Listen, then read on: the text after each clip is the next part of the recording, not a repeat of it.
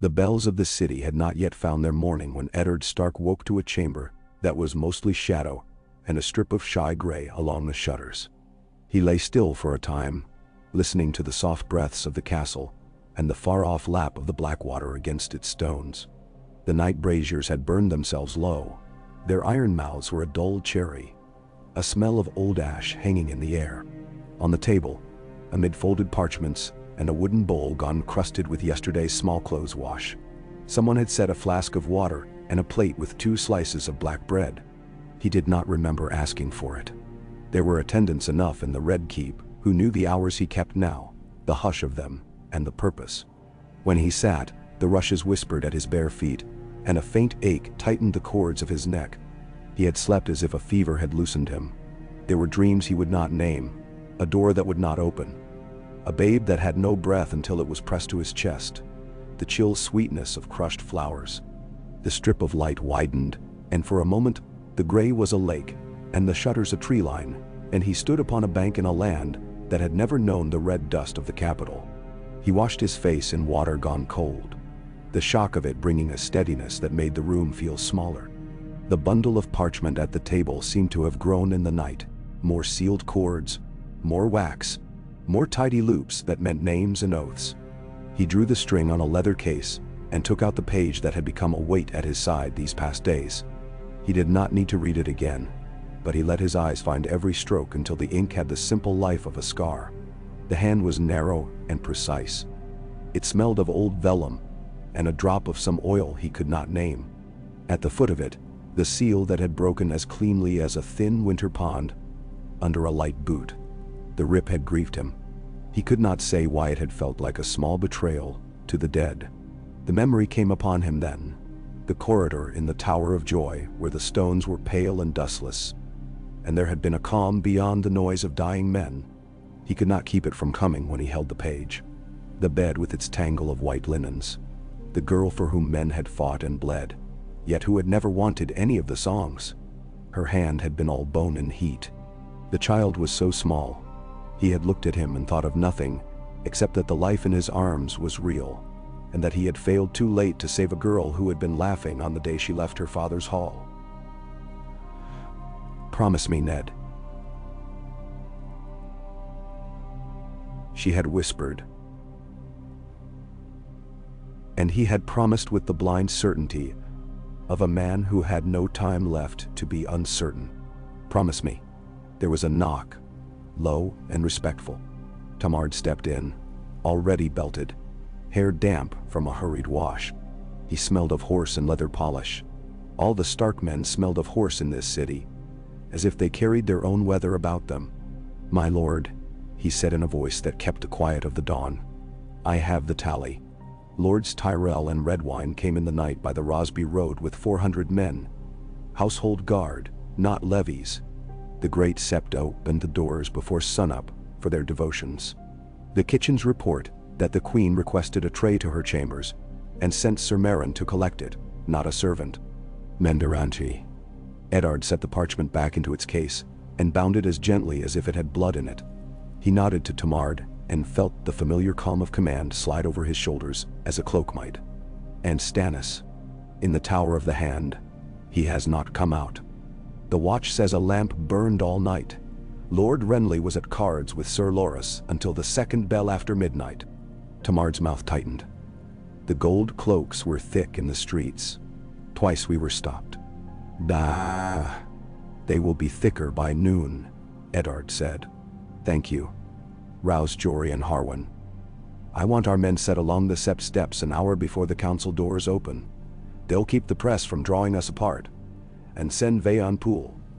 I'll need the registrar for the oaths when they begin." Tamard hesitated. "And the boy, my lord?" Eddard felt it like the tug of a chain. "Not yet," he said. "He has miles yet to ride." Tamard bowed and left. The room went quiet again, and the light went another shade whiter. Eddard bound his sword belt, feeling the honesty of leather and weight, the unadorned truth of steel. A king's city filled itself with painted lies as easily as a well took water, and a sword at his hip had become a reminder to him, more than a weapon, that there were things in the world that answered directly. He had not brought that truth to the Tower of the Hand for years, for the sake of the life he had made. The children whose breath he measured by habit in the dark. He had not brought it to 1,000 small choices where kindness made a softer wall than law. Men named him honorable as if it were a stone. But honor had its hidden bends, and sometimes it ran like a river underground, and the ground above looked like a plain, innocent of anything. He lifted a sprig of dry pine that he kept in the leather case with the page and put it to his nose. It had been green when he set it there, stolen from the god's wood in a moment of superstition. Now it was brittle and smelled more of dust than of needles. Yet the ghost of the north lived in it still. He pressed the sprig between the parchment and its cover and closed the case. The day had come. It had come for all of them. The corridors were bright with anticipations. Servants moved in pairs, whispering, carrying baskets of candles and armfuls of clean cloth. The air had a polish to it. The smell of lye, of saffron on a soldier's collar, of the perfume that lingered where courtiers had passed. The city beyond the walls would be gathering at the sept as a heart gathers blood. A slow drawing in, a weightier beat with every step of the sun.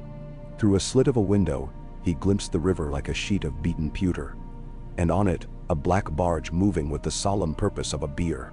When he reached the yard, Jory Castle was waiting with a small knot of men who had the look of men who might draw steel before they drew breath. Jory's eyes found Eddard's face and softened at something he saw there. He said nothing, merely held his gaze for a heartbeat, and then looked past him to the men, murmuring a quiet instruction they scarcely needed. They had seen battle beside him. They could read his silences. They passed under the gatehouse and into streets where the morning had begun to realize itself. Boots on stone, wheels over cobble, the market's first clatter.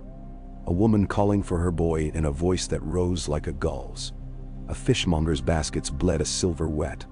Pigeons scuttled and then took flight in an alarming flush that made a child squeal with laughter. The city smell met them in a rush. Baking bread, horse piss, hot water from a bathhouse sluice, old smoke that would never entirely leave the brick. King's Landing was a palette that could be wiped and still keep its stained heart. The great sept of Baelor rose out of the square like a stone ship that had wrecked upon a rock and found nobility in that. Its 7 towers caught the first true streaks of the sun and painted them in a soft, pious gold. Already a crowd pressed its steps, braided by the gold cloaks into coils that had some semblance of order. The voices of a choir seeped from within like a thin wine through cloth. The doors were open, and the smell of beeswax and cool stone and old incense met them as they entered, and with it the curious hush that great spaces teach even to the unruly. The high windows worked a diluted blue into the interior that made the dust look holy where it turned in beams. Eddard saw the open chairs and the tables set for scribes. He saw place cards in a clerk's even hand, names that might be obeyed and might be moved. He saw men who owned the country and men who owned the owning of it, and the difference was a small smile on a single face. A ring on a finger where the stones looked modest and cost a village. Lords had gathered in their colors or had sent their most trusted. The Tyrells had come like a small garden across the stone, greens like new shoots, rich golds, a scent of lemon oil on a polished breastplate. Mace Tyrell tithed his gravity to the place, his jaw set as if he chewed his own importance. His mother's chair would have done better in this hall. Eddard thought it, then let the unkindness go like a fish back into a pool. The Reach men settled themselves as men at supper do who expected the better cuts. The Vale had in it a hollow where its lord should have been. Lysa Arryn had named her refusal in a sealed script. Yet there stood Jon Royce in a brown cloak that looked plain until it did not. His runes circled him like old friends. He inclined his head to Eddard. There was a winter in the man's face that pleased Ned without him needing to know precisely why. The Riverlands had sent Hoster's heir, Edmure in a salmon that might as well have been fresh caught. Cheeks flushed with the attention he could not help but like, careful of his manners as if he wore them like a new coat. Behind him, men of Blackwood and Bracken eyed each other with the exhausted contempt of cousins who had argued their way to a habit of it. From the Stormlands, Stannis Baratheon came himself, his mouth the line on a drawn bow. A mailed glove lay upon the palm of his sword hand as if it would burn if it touched the hilt too soon. Renly came too. smiling as a man smiles who knows that smiles are armor. Sugared rumor clung to him like a scent, and the light took him willingly. Dorn had sent a needle of a man with a serpent's pin at his shoulder, and a smile that meant nothing or everything. He walked with a small indulgence in his hips and eyes that counted debts as he prayed. He called himself the Prince's voice, and that voice had the music of long, hot afternoons in it. The Ironborn had sent a man whose hair was like a wet rope, and whose rings smelled oddly of salt. He brought no warmth with him. Eddard, who loved the North best in silence, felt an old weariness for their loudness of silence. The Lannisters were not yet in their seats, though the Queen's scepter fluttered like white birds near the front pews, and 3 Kingsguard moved with the blank poise of polished figures on a board. Pycelle sat and wheezed, like a bellows in need of a smith. Varys drifted. Littlefinger stood by a pillar where he might look harmless and hear everything. He wondered, as he took his seat beneath the banner and direwolf, at how little of the North would ever fit in a place like this. A God's wood quiet does not travel well. And yet he had come here with it inside him, and laid it like a plank across a chasm. And walked. He would walk again. The hour was named by candles. When enough of them had burned by the thickness of a man's thumb, a herald lifted his staff and struck the floor thrice. The sound ran up the pillars and into the vault like a bird set loose, circled once, and vanished into shadows that could hold anything. "Lords of the 7 kingdoms," the herald cried, "you are convened this day in witness and council, to hear in assembly the claims and questions of the realm. By writ of the late king, by assent of the hand, and by the will of the faith that shelters us, the great council stands." Then, murmurs went up. Men were always heartened to be told their presence mattered. Eddard caught Stannis' eye and inclined his head to him. If there was flint that could be struck and catch an honest flame, it was in that man. Stannis' reply was the barest dip of chin. The Queen entered like a ship whose sheets were tight and true, gliding, and at her side the boy who had worn a crown like a toy, and then like a blade. The crown had been set aside, but it lived still above his head, bright and thin and ready to cut. Cersei's eyes traveled the hall with the sure gimlet of a mason checking a wall she had built. Eddard rose before she had reached her place. Rising was a long, small ritual. The push with one palm on the table edge, the easing of weight to his feet, the sound of his chair's legs on stone.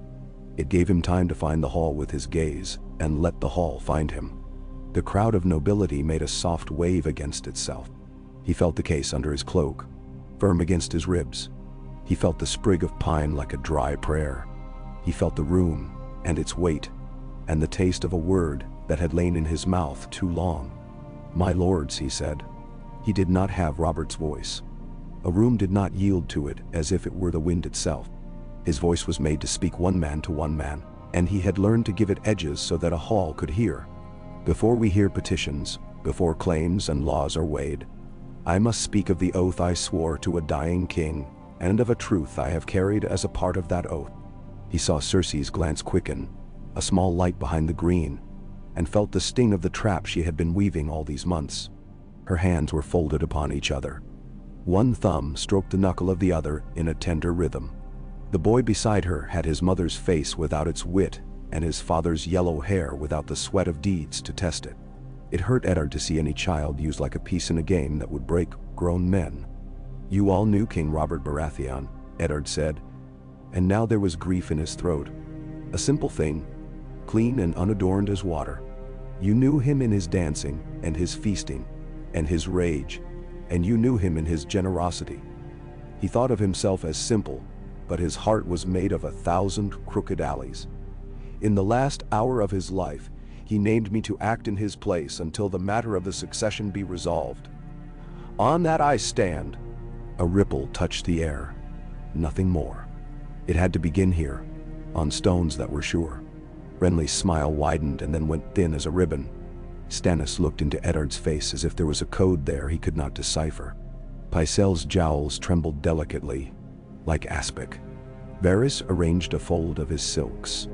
"The matter of the succession," Eddard went on, "has in it a rot that does not come from the law, but from men who thought themselves above it.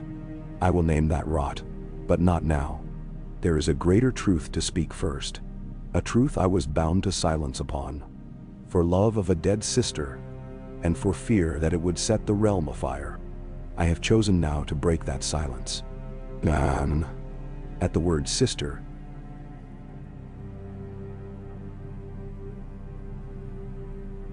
something like a tremor went through a few older men whose faces had been made in the last war.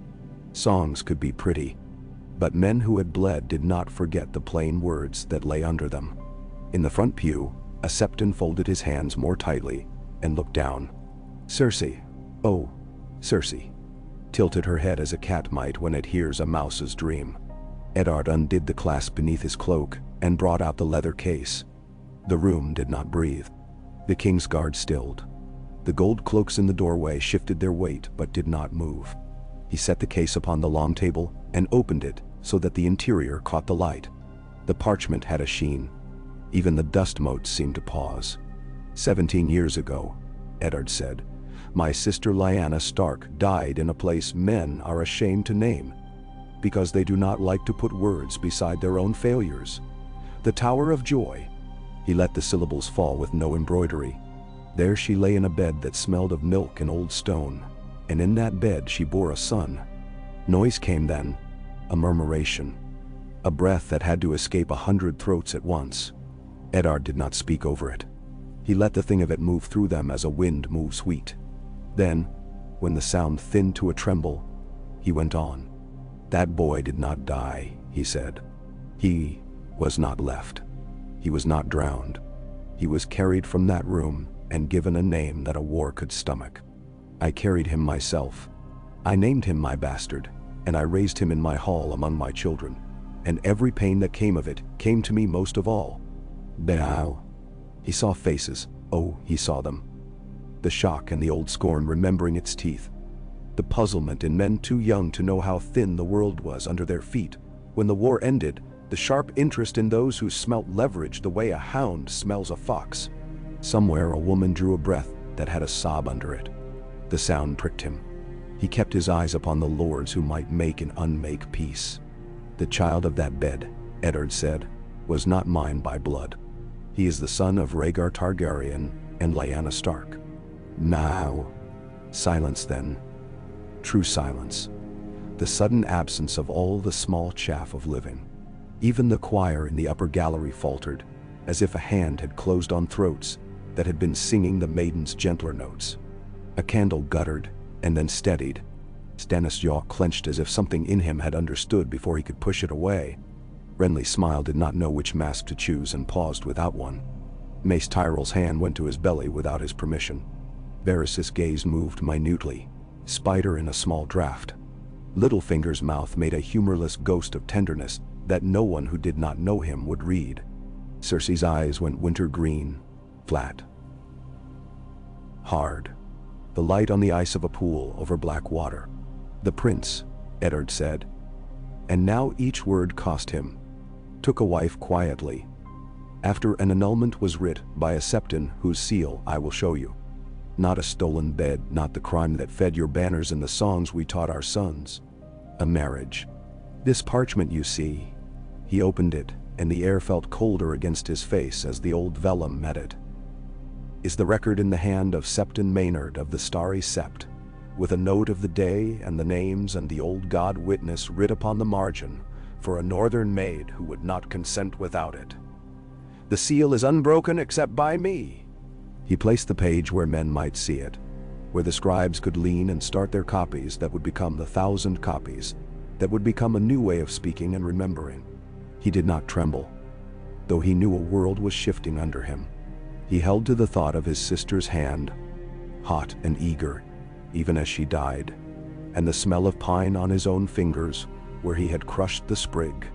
He looked upon the row of the 7 above the high altar, and thought of the heart tree far away with its face hewn and bleeding. This is a forgery, Pycelle said in a quaver that tried to be iron. It must be. It. Why, the High Septon at that time. The hand is Maynard's, Varys said, so softly that some men did not hear, and those who did pretended not to. He regarded the parchment as a man might regard a blade he had himself hidden in a wall, and now saw again. I know it. He had a way of shaping the downstrokes as if he were reluctant even there. The seal, yes, the crack in the fifth petal of the rose where the wax cooled too fast in winter. If it is a forgery, it is one that would require the gods to have been complicit. Littlefinger leaned. And gods are famously pliant in my experience. He murmured, not quite to anyone, and smiled as if to show he did not mean anything by it. Cersei had not moved. Her hands were folded still, but the thumb had stopped its caress. When she spoke, the honey had been left behind, and the sugar had turned to glass. You lied to a king, she said. You nursed a dragon snake in your hall and fed it upon lies, and now you spit a larger one to justify yourself. I kept my sister's oath, Eddard said, and I kept a realm's peace. Those wars that burnt your father's corn and lifted your father's banners, my lady. Do you wish the embers lit again? I do not. I would have told Robert when I might have. I did not find the hour before he died that would not break him. He loved her. He loved the idea of her. And we had only just stopped burying sons. Then? You mean you feared him? Cersei said. Ace, you should have. Stannis' voice cut across them as clean as a blade across old meat. If the marriage is true, then by the laws of succession the issue of such a marriage falls before any brother to the late king, he said. He did not look at Eddard as he spoke. He looked at the parchment with a hatred that had not yet chosen its object. And if that issue is living, then there is a named heir before me. The law is the law. He made it sound like a gallows tree. Renly shifted his weight. The law is a fine coat to wear when the wind is fair, he said lightly. But there was a minute smear of anger across his charm now. The realm is not a ledger to be balanced by old men's ink. The realm is this city, and the bread these people eat, and whether they will suffer a Targaryen again when they threw that name from the step like a drunk thrown from a wedding. Thrice.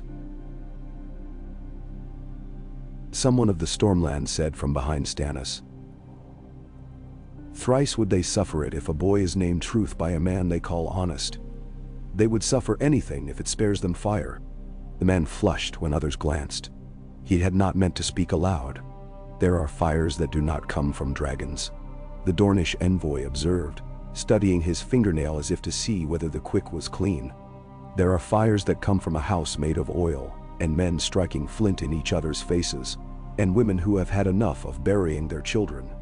Prince Rhaegar was wed to Princess Elia of Dorne. Now his gaze lifted and curved like a blade. You say this marriage was annulled. A pretty word. Annulled.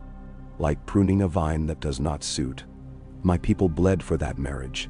My people died upon the stones of a city whose gates were opened in trust to a lion. If the prince's grace to a northern maid was purchased with the dishonor of a Dornish bride and the bastardizing of her children, there will be blood. You will not be able to wash it from your hands with all the sweet water of the Blackwater. Benderu. There were no children of that second marriage, Eddard said.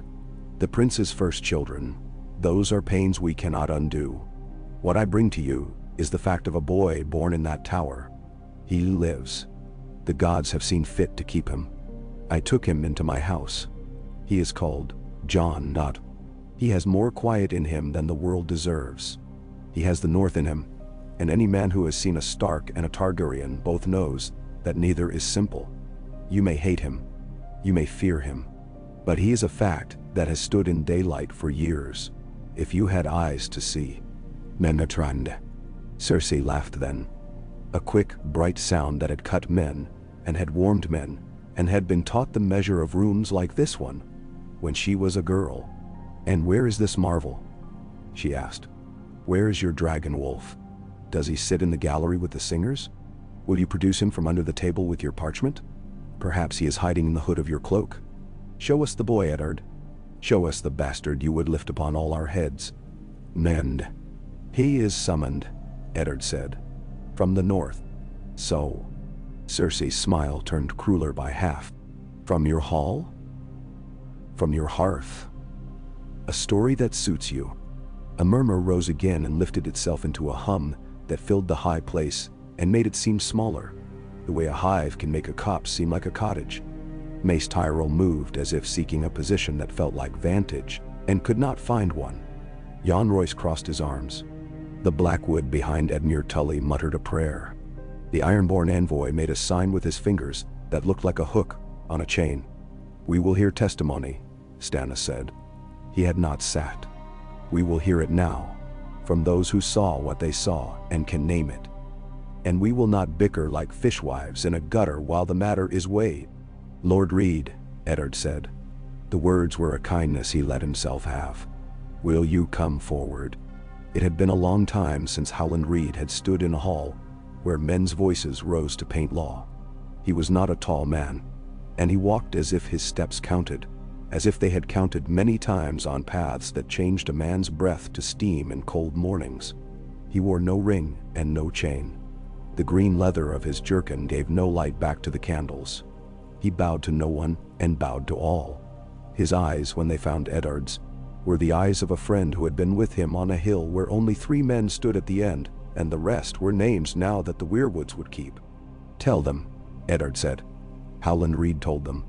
His voice was no storyteller's. It did not circle and gild. He named the place with no coyness, and the men who had died there as if he were laying a cloth over their faces again with care. He named their foes. Sir Arthur Dane, the Sword of the Morning, and Oswell Went, and Gerald Hightower. He named Eddard's men. Martin Castle, Theo Wool, Ethan Glover, Mark Risewell, Howland Reed. He named their wounds as a woodsman names knots in a tree he will fell.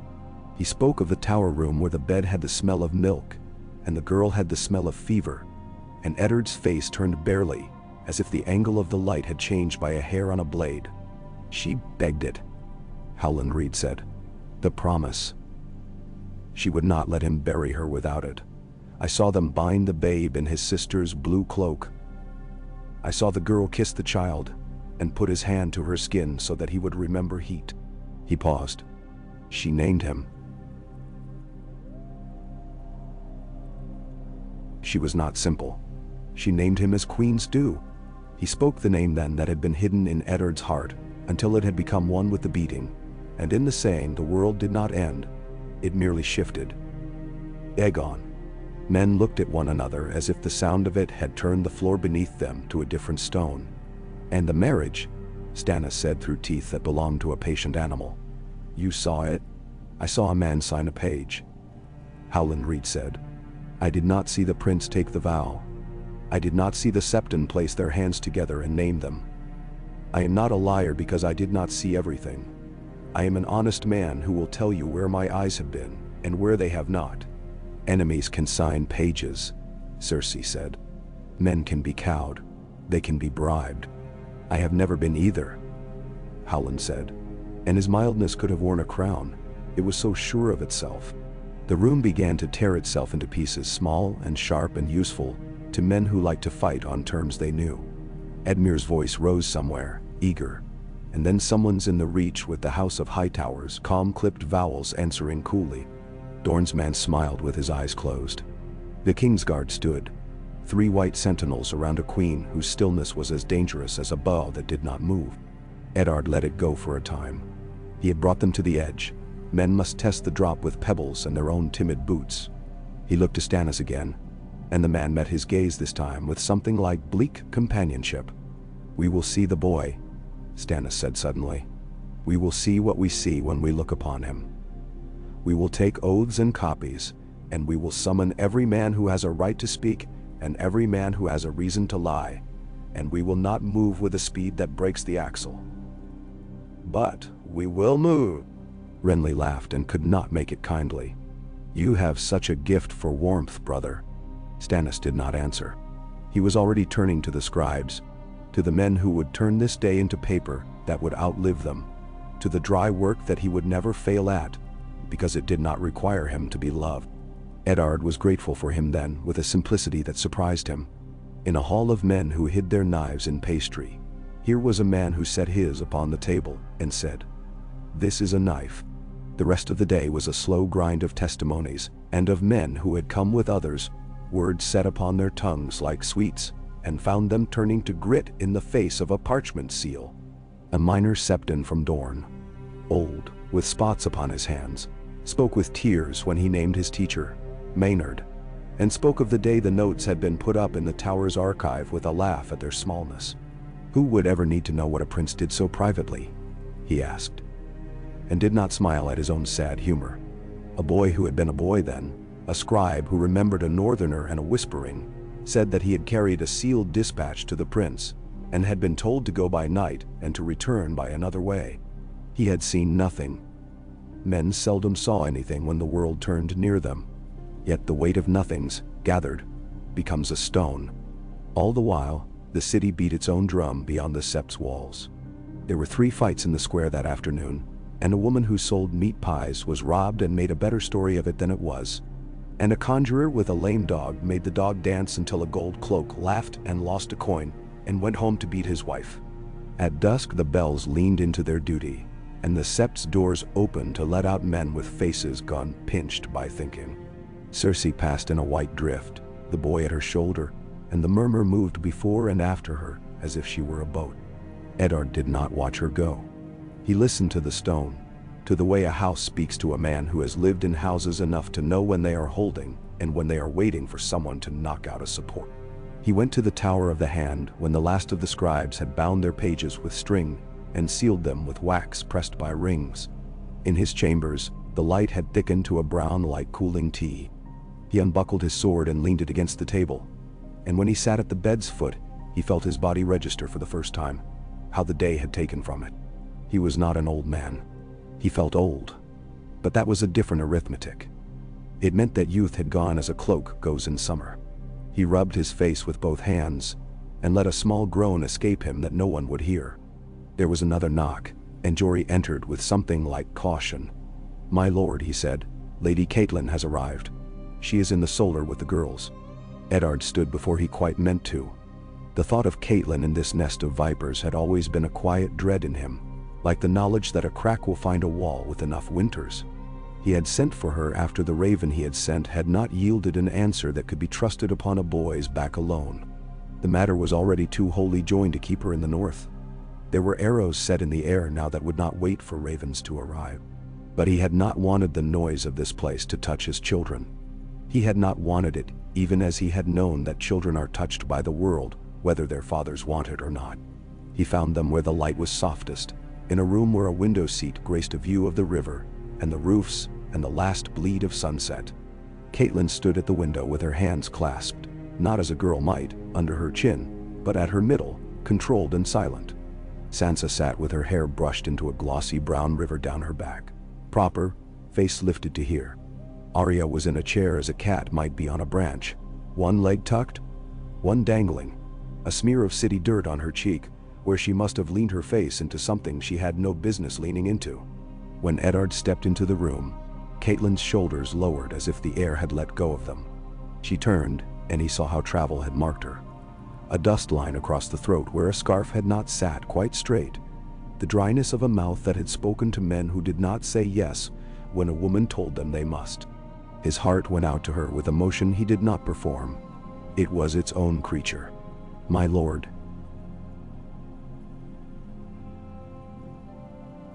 she said softly, and smiled with only her eyes because the rest of her was not sure what shape to make yet. "Cat," he answered, and crossed the room in 3 steps and took her into him. He felt her ribs. He smelled the faint iron of a woman's road sweat and the clean linen under it. She held to him as if he were a branch over a river, and she a sensible swimmer. Not in panic, but with gratitude for something solid. He kissed her cheek, and then her brow, and drew back enough to look at her. "You should not be here," he said, and then added, because he could not be that cruel, and because it was untrue as well as unkind. "And yet, thank the gods that you are." Sansa stood immediately, as if she had been waiting to rise in grace. "Father," she said with a shining face, and Arya dragged her leg down and sprang forward with a grin that showed she had lost an old baby tooth, and not noticed when. He held them both without dividing his arms, and felt 2 different summers under his hands. Sansa smelled of rosewater and the small anxieties of 13. Arya smelled of the road and the steel of a needle that was not a needle at all, hidden somewhere upon her in a manner that made him want to scold and laugh in equal measure. He pressed his cheek to black hair, and to brown, and let the simple annual act serve as prayer. When he told Catelyn what he had told the realm, he did it with the care of a man who had learned that care sometimes makes no difference, and offered it anyway. She listened with eyes that had blue in them like lake water in a wind. She sat when he came to the end and placed her hands neatly in her lap, and looked down at them as if they belonged to someone else, and she was judging whether to buy them. "So," she said. "So," she breathed.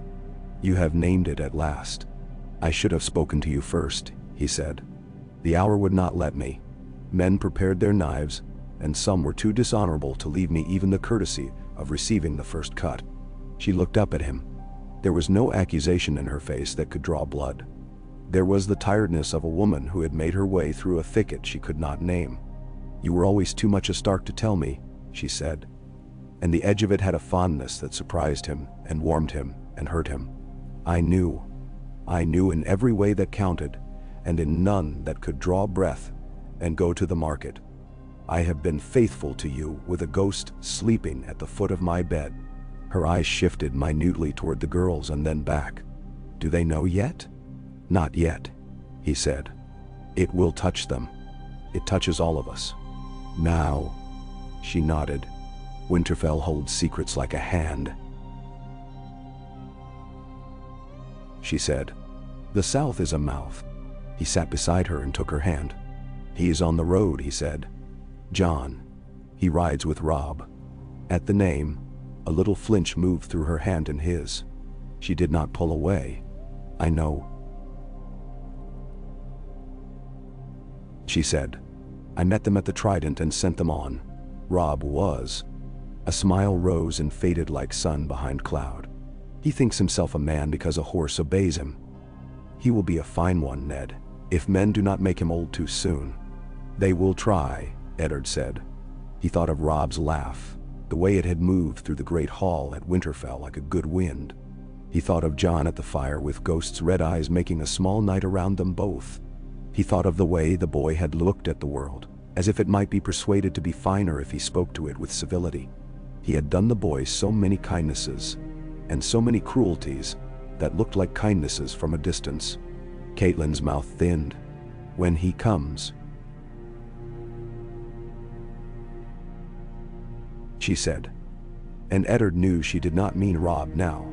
"When he comes, I will not be the woman who stands in a doorway with a broom. I will not be the tale that girls are told to frighten them. I will be what I have always been. I will be the lady of a house that must hold." "You are more than that," he said. "You saved me from myself when I had no notion I needed saving." It seemed to him that in this city men made love a cipher when it had the simplest truth. That it was a kindness done and done again, and not written down because writing was too slow to keep up with all it had to do. Sansa tugged at her sleeve then, as if the thread of the world had been pulled too long without a knot. "Father,"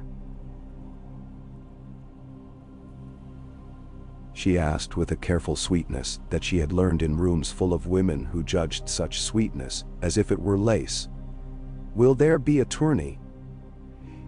If there is to be a new king, there is generally a tourney."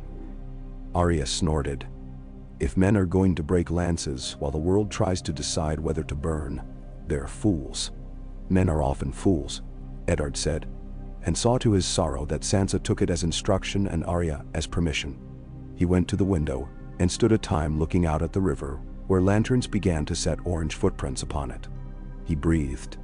He tried to find in himself the map of what must follow. He had expected resistance. He had expected Cersei to bite. He had expected a dozen lords to speak like crows and call the parchment a leaf from some forgery bush. He had not expected that the naming of a marriage would feel like a tossing of a stone into a pond whose quiet had been only a skin. Beneath, things moved. He could feel the waters cold. That night he slept as men who have admitted a secret sleep. Poorly, and with a strange lightness that was not peace. There were dreams again, and in one of them he walked the crypts of Winterfell, and the statues looked after him as if they wanted to speak. In another, he stood upon the wall, and the world to the north was a smooth white that had no feature. In a third he was a boy still, with a wooden sword, and Brandon laughed, and with that laugh, lifted the sky from his shoulders for a heartbeat. A trick no one else had learned since. Dawn came again, as it had the day before, and the day before that, and he dressed while his hands remembered the habit of buckling. He ate the black bread, though it tasted of the waxed cloth it had lain under all night. He drank the water. He took the parchment in his hand and felt no reverence now, only the practical gratitude a farmer feels for a good tool. He would not pray over a hammer or a plow, but he would keep them oiled and ready. The city gathered with more heat in it that morning, as if the first day had been a match struck, and the second was tinder that remembered the sound. Gossip left shadows upon walls as it passed. A fishwife declared that the boy had already flown on a dragon to the sept, and had been seen by 16 honest souls. A tinker swore that the parchment had been written by a dwarf, and when he could not say why that mattered, a man cuffed him, and they both laughed as if they were not angry at all. The gold cloaks moved like a dull river. There were twice as many as yesterday. Eddard watched them from his saddle with a detachment that had taught him to survive. He did not like a city where the watch grew fat. In the sept, there were fewer choristers, and more men with quills. The air had gone stale, as air does when men use it too much. The great round window that poured its blue upon the nave seemed lighter today, as if a cloud had moved aside. Cersei wore yellow and looked like a morning that had decided not to be gentle. Stannis wore the same face he had worn the day he had been born, perhaps. Renly had changed a brooch. Varys was a breath of lilac. Littlefinger had the eyes of a cat in a dairy. He saw, as he had not thought to see so soon. Sir Barristan Selmy removed his white helm and set it upon his knees as a penitent sets his wreath at a shrine. The old man's hair was a silver pennant falling to a collar whose edge shone. He waited until the hall had found its hush and then rose, and his voice was the sword's voice, plain, loving, unafraid. "I served Prince Rhaegar," he said. "I bled at the trident. I saw him die. If there was wrong in him, I carry it. If there was honor, I carry it too." He turned and looked to Eddard as if they were men who had come to an understanding before they had spoken. "The boy the Lord hand names, I would look upon him, and I would say what I see." "You will," Eddard said, "when he comes." The day ran toward tiredness, and it brought with it messengers who had ridden hard, and men who had thought better of their first positions and wanted to be known to have thought better. A raven came from White Harbor with Lord Manderley's hand upon it, fat and elegant, offering ships should the realm need to be guarded from foreign enthusiasms while it shook out its own. Another from the Eyrie, cool and polite and saying nothing, as if that were what good manners demanded. One from River Run that Edmure opened with a furtive eagerness and hid with a boy's guilty grace. There was a moment in the late afternoon when Oberyn Martell arrived without being announced at all, and the heir noticed. He moved as men move who have fought too many duels, and learned that rest can be a feint. He kissed the air beside Cersei's cheek, and let her feel the power of refusing to be touched, and did not show whether he cared. He bowed to no one. He took no chair. He stood instead, a bright sliver where the sun caught him, and he listened to a story being told from 3 sides at once and smiled. And if a man could play a tune upon a hall with his eyes, he did. "You would caution me," he said to Eddard in a lull that was not a lull at all but rather the room taking breath, "that the sun burns where the shade would be better. I would answer that shade has a price, and sometimes I am tired of paying it." "Nendawal, sir. Do you come to tell me of prices?" Eddard asked, not unkindly. "I come to see how a man wears his honor when it no longer fits," Oberyn said. "I come to see whether the stones of this city remember the screams of my sister, or whether they have sluiced them away with chamber pots. I come because Dorne is not a child to be told a new story of an old wrong with a straight mouth." "The boy is not Alias' enemy," Eddard said. "Oh, the boy. Always the boy. Always the new child. We are a realm that makes our dead into letters and our living into messages. I do not hold knives for babes, Lord Stark. My brother says I am a wicked man. Perhaps. I would look into his eyes and know whether he has any of hers in him." He smiled then, and there was almost kindness in it that was no solace at all. "You look astonished to find me grieving this many years dry." "I am astonished to find any of us fit to grieve," Eddard said, and that made Oberyn's smile genuine for the first time.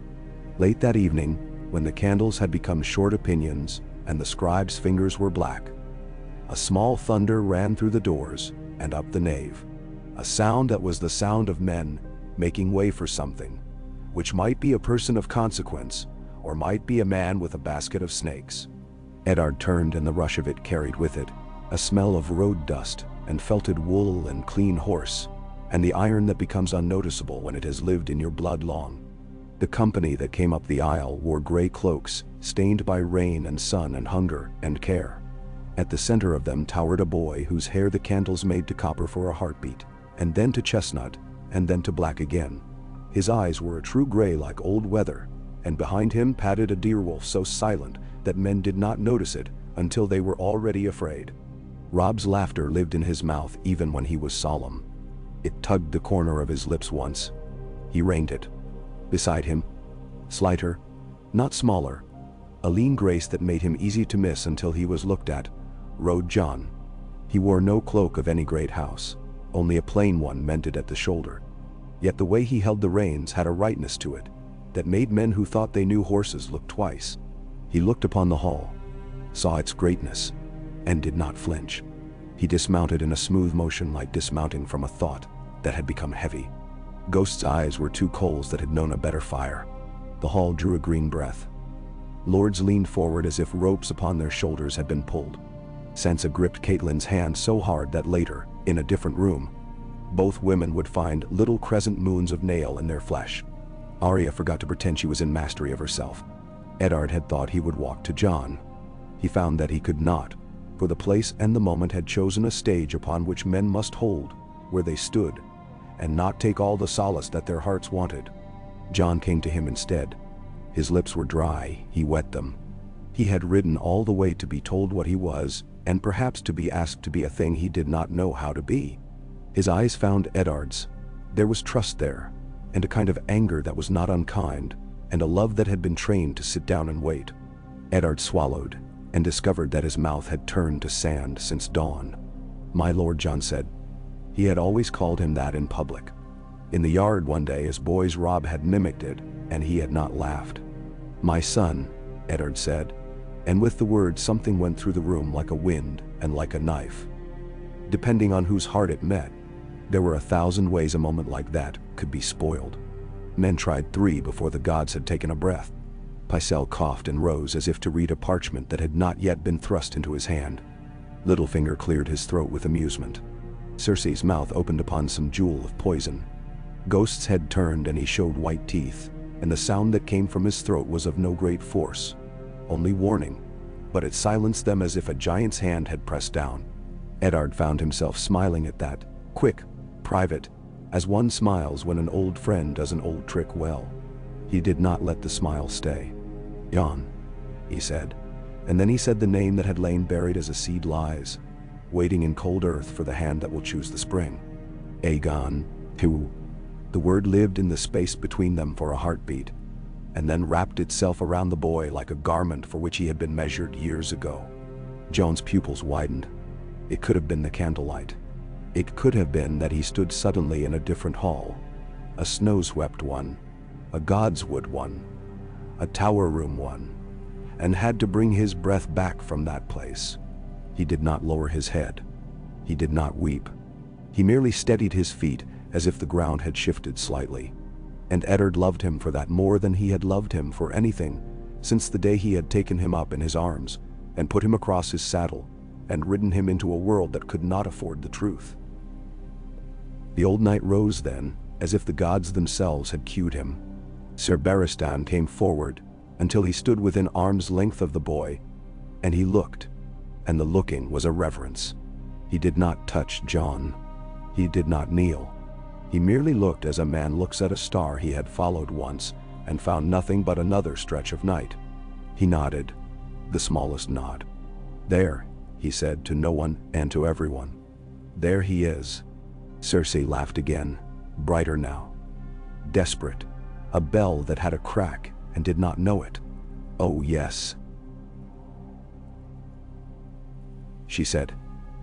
"He has the right eyes. He raises his chin like a proper prince. He has a white cur curdled from winter nights at his side. He might well be the son of a god for all I care. The realm will not suffer a Targaryen boy. The realm will not suffer a liar. Will it, my lords? Then bow. Men do not like to be told what they will suffer. They like even less to be asked to admit they will bend because a woman's voice tells them to. Enough in the room stiffened at her brazenness. Enough of those men who had lost cousins and mistaken summer for safety, that a different chord sounded. It was not favor.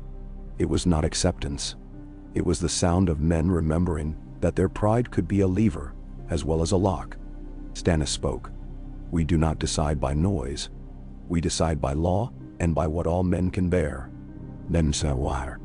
And by the sight of a thing our eyes can understand, Jon Royce said. I've seen more Targaryens than you have, Lord Stannis. I've watched them from a hill and from a ditch both. They don't come like this. They come with trumpets whether or not I've brought them. Let the boy stand. Let him speak. Then let us do the work. Jon looked to Eddard again. Eddard nodded. In the space of that nod, something happened to the boy's posture. No grand swelling of chest, no theatrics. He merely did what he had always done when the world asked more of him than was fair. He gave it what he had, which was himself, plain and clean. I am Jon Snow, he said, and men flinched at the name as if it were an insult, and others softened because it was a truth that had fed hearths. I was raised in the north in Winterfell. I did not know my mother's name. My Lord Father gave me bread and his hand and taught me that a sword is for keeping your word when your mouth can't. If there is to be another name for me, I will not run from it. I will not pay for it with lies. He paused, and in the hush a candle complete itself with a soft sound. If I am a prince, I am a poor one. I have no dragon. I have no knighthood. I have a brother and sisters, and a wolf who has slept at my feet since he fit in my 2 hands. And I have lived knowing that nothing I did would ever be enough to make me. He searched for a word, found it, let it stand, proper. I do not ask for crowns. I do not ask for any man's love. I ask for justice for a woman who died because songs lied about what men were. And I ask for an end to other lies. Then? In the gallery, a woman began to weep very quietly. Men stared at their hands. A gold cloak cleared his throat, and then looked down at his boots as if they had failed him. Ghost sat with the patient gravity of snow. The summer sun slanted on the sept steps when they came out at last, and the square had become an animal whose hide rippled with feeling. The cry that went up was not a single cry. It was a patchwork. Some cheers that were scared to be too full. Some boos that had fear under them. The rest a thick humming of a populace that wanted bread and peace and would forgive much to receive either.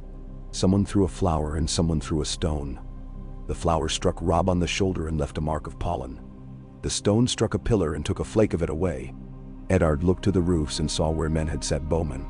Gold cloaks, not his. And he did not like the way their captain watched the boy with the wool. That night, he sat with Stannis in a room that had not been built with comfort in its design. They drank small beer because wine would have taken the edges off, and both men wanted the edges. Stannis' face looked carved of the same wood as the table. If the law says, the man began again.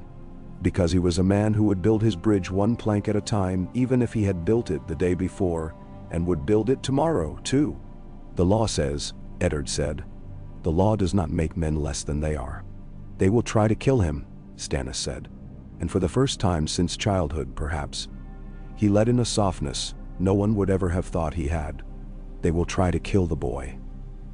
Someone will succeed if the realm is left to its appetites. I know, Eddard said. His hand found the leather case with a movement that had become a habit.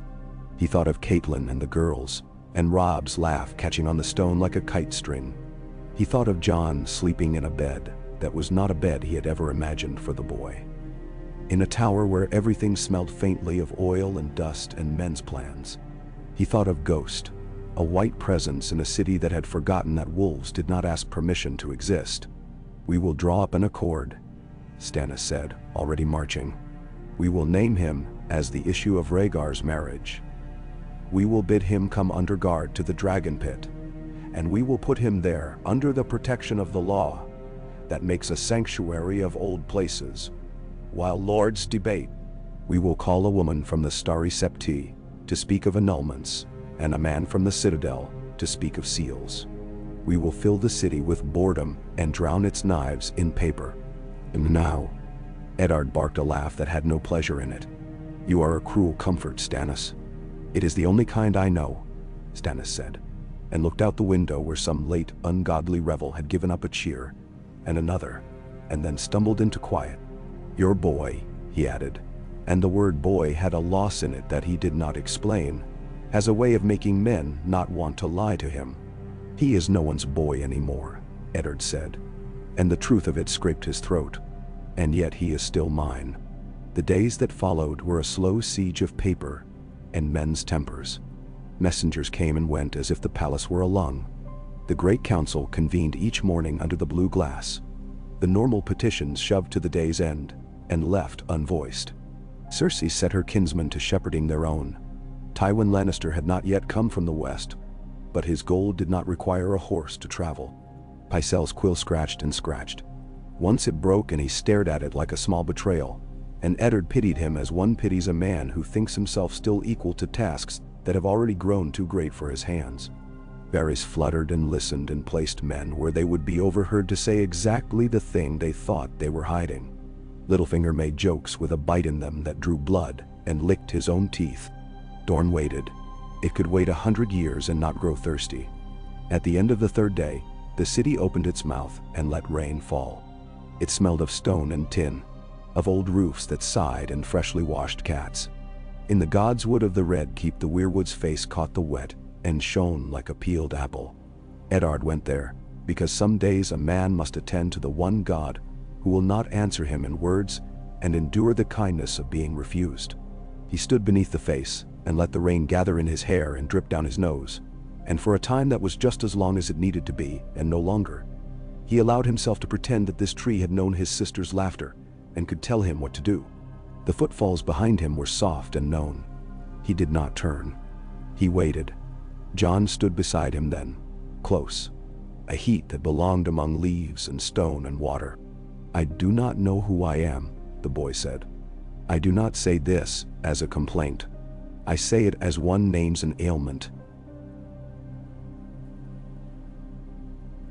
so that the leech may be placed. Menswai, you are the boy I taught to hold a sword, Eddard said. You are the brother of my children.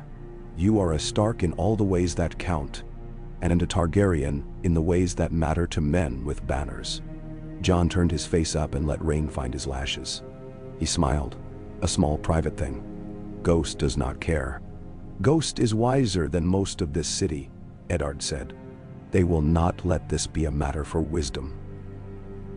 Jon said, and there was no complaint in it. Only a quiet grief that belonged to a youth who had become a man too suddenly, and would not be forgiven by his own childhood for it. When they looked at me, some of them saw the fires of their own stories, and wanted to quench them in my blood. Some of them saw the relief of being able to obey a rule that did not belong to them, and that comforted them. Some of them saw an opportunity to tell a better lie. He took a breath that made his ribs show under wet cloth. I have never been a prince. I have been a bastard.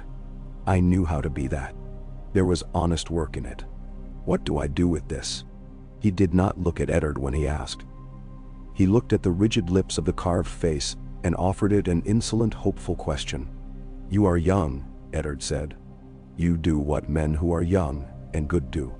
You tell the truth as far as it will go, without killing anyone who does not deserve it. And you let the realm make itself in your presence. You let it see itself and be ashamed and be proud.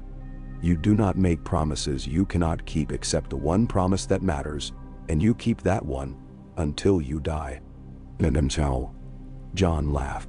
It was a sound that would have hurt another man for being a boy's laugh in such a time. It healed Eddard as if it were medicine. And what is that promise? You will do no harm when it is in your power not to, and you will never expect to be thanked. He caught Jon's eye. You hoped I would say something clearer. I am an old man. I am tired of clarity that turns to ash in the mouth. They stood then in the rain and allowed themselves the useless comfort of it. The realm would compound its worry in the morning. The city would wake hungry and feed upon rumor. Men would sharpen the edges of words. Women would measure their children with their eyes and make small decisions that would keep them alive or not. Somewhere a sellsword would decide which door to knock upon. Somewhere a raven would take flight and not know that its message would fall into a cook's fire because a boy would be punished for opening it. Eddard knew, as men who have borne weight know, that this was only the beginning. He had finished nothing. He had begun a long war of paper and glances, and a shorter war that would begin when a man with a knife chose a hallway and waited. He wrapped his cloak closer and reached out to lay his palm upon the weirwood's trunk. The wet of it was cold, and in that cold he said a simple prayer that the old gods might hear if they were not wooden after all. Keep the children. Keep the boy. Let me pay the price. He did not, in that moment, ask for victory. He had learned in this city that victory was the thing that came, sometimes, when a man had asked for the right to lose with grace, and had not been granted even that. He asked for standing. He asked for the strength to keep standing while the hall filled with blue light, and the parchment's ink dried and grew brittle, and the names upon it became fact. In the square below the sept, a beggar curled around a fragment of broken statue and slept. He dreamed of a boy with a wolf, and thought it was a memory of when he had been a child, and had had a dog of his own that had followed him to the brook and brought him sticks. In the Iron Throne's high chamber, a sword with a nick in it caught the last intimate light of a candle and glowed red in the thin darkness for a breath before going dull again. In a passage where no one noticed, a boy who ran messages for a living paused and touched the wall with his fingertips and tried to feel the city breathe. In the Tower of the Hand, Eddard Stark dried his hands and looked upon the leather case, and then passed it to the door. Listening, as all men listen when they have said a thing that cannot be unsaid and must live with the echoes. Gah. Rain held a memory in the city that morning, a damp shining upon stone and a softening in men's tempers that would harden again by noon. The squares wore a thin gloss like an eye just waking. In the Tower of the Hand, the rushes smelled sweeter than they had, as if even straw could be forgiven for a time. Eddard Stark stood at his window long enough to see a gull fight a wind off the river and win. He set his mind to the day as a man sets a whetstone down, ready to turn steel to purpose. He found Stannis already mounted upon impatience, a sheaf of orders beneath his arm bound with a plain string. The Baratheon's hair looked as if he had cut it himself with a small knife for lack of time to go to a barber. "You were wrong last night," Stannis said without preamble, as Eddard joined him in the dim corridor outside the small council chamber. "About the dragon pit. I was wrong. The law of sanctuary lies only in holy ground. The great Septei can shelter him under the protection of the faith while the council deliberates. Now. And while the queen looks for a priest whose belly is hungry and whose ears are closed," Eddard said, though he felt something like gratitude that Stannis had brought his own correction. "Still, better the eyes of the city than a dark corner where a knife can claim to have been lost and found." "Better the eyes," Stannis agreed, as if he took no pleasure in being agreed with. "I have spoken with the High Septon." He waddled, he sweated. He asked about the safety of the realm and the price of candles in the Reach. He will agree to shelter the boy if the boy comes with light at his back and not a wolf at his throat. Eddard thought of Ghost and of the way candlelight found that white in a room and turned it into a small snowstorm. "He will come under guard," he said. "Royce, Castle, and my own men. And Barristan Selmy, if his honor will let him." "Barristan's honor will let him," Stannis said, which was a greater compliment than any other man might have bestowed. "Littlefinger sent for me at dawn," he added presently, a drift in his voice that meant he had been nettled. "He suggested the boy be kept in the Tower of the Hand." "Your tower?" "Pater Baelish," Eddard said, "likes to keep all his pieces upon boards he has carved himself." He did not add that a board with many drawers suited poisoners and amateurs with a taste for being near poison both. "The Septei will do." By the noon bell, the procession formed. It had weight and music to it that soothed the crowd, the way a funeral procession does, even when the grief is not yours. The faith sent a net of acolytes in plain linen, 7 across, bearing tall beeswax candles, that smoked faintly where the wind had its small victories. The north brought steel with quiet in it. The reach, wary, supplied civility. Pages with mops and pails to keep the steps from becoming a theater for slips. Stannis came at the head of a narrow bar of Stormland men who could keep a street. Sir Barristan walked in white among them, and did not look left or right. The boy came at the center with Robb at his shoulder, and Ghost ghosting at his heel. And though the crowd buzzed at the sudden nearness of what it had turned into story all morning, the buzz never found its sting. The great sept's doors opened to them like a breath. The blue fell in sheets across the stone, sweetening it. The high septon came in his brocaded bulk, 2 septas at his elbows like bookends. His crown of crystals caught the light like hoarfrost on a winter oat. He spoke the words he must, and when he pronounced the sept a refuge under the seven, his eyes slid very quickly to Cersei, where she stood in a sunlight that had decided to love her, whether or not she deserved it. "It is well," Cersei said, and made of those 3 words a small pile of velvet thorns. "The faith will be seen to have done its duty. The realm will see, and will remember." She looked upon Jon for a time that was nearly impolite, and made it a courtesy anyway. "Do you pray, boy?"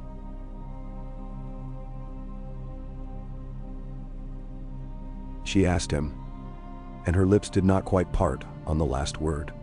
Jon's face did not change. "I was raised under trees that have faces," he said. "Here, I will be respectful. Whether gods listen is their own affair." The words had a northern dryness that did not deny anyone's god, and refused to be baptized by anyone's indulgence either. Barristan's mouth made the smallest move, as if he had been cut and approved of it. The apartments granted to claimants of sanctuary lay along the cloister garden that ran behind the west transept. In a long building with windows looking upon square plots of herbs, and a pear tree whose leaves were already flecked with the first truth of autumn. The chambers were clean without being grand.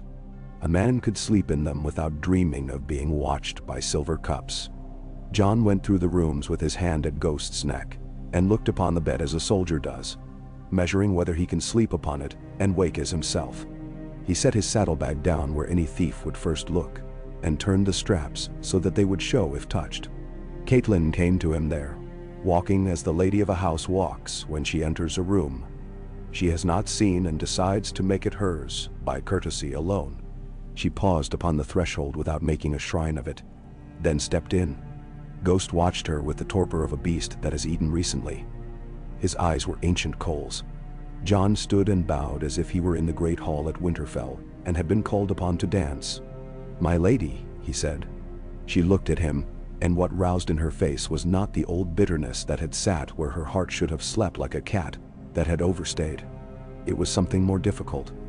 She set her hands upon the back of a chair and did not white-knuckle the wood. "I saw you come into the city," she said. "You did not trip upon the stones. It is easy to do. The city lays its foot and tries to keep you." "I watched Robb's horse," Jon said. "When he stumbled, I corrected myself." She nodded, as if there were a wisdom in that larger than the thing it claimed to be. "I have not been kind to you," she said then, and she did not soften it with a pretty metaphor. "I will try, if you will be patient with me while I learn." Jon took the words as if they were a flagon that had been offered, and that he must accept with 2 hands because of its weight. "I will," he said. "I am patient. I have had practice." He did not smile, and she loved him for it just then. Because a smile would have been a cleverness she could not forgive this early in her rescue of herself. "I am told you are named for a man who was a king's son," Catelyn said, "and for the father of your father." "I was named Snow," he said. "If a man picks up a sword and thinks it a feather, the sword will teach him. I do not know yet how to be this other thing." He hesitated. "A lady in the sept asked what name I would give at the altar. I said I would answer to the one that was called with love." "Then see." Catelyn's mouth softened in a way that erased 10 years. "There is more stark in that than you know," she said. She studied him a moment. The set of his shoulders, the readiness in his hands, the habit of not taking up too much room, even when all the room was his. "Your father," the word slid, and she corrected it. "Lord Eddard raised you with clean bread. It was the greatest acknowledgement she could make in the first day of her attempt. Rob's heart is too large for his years. He will run ahead of you and look back to be sure you follow.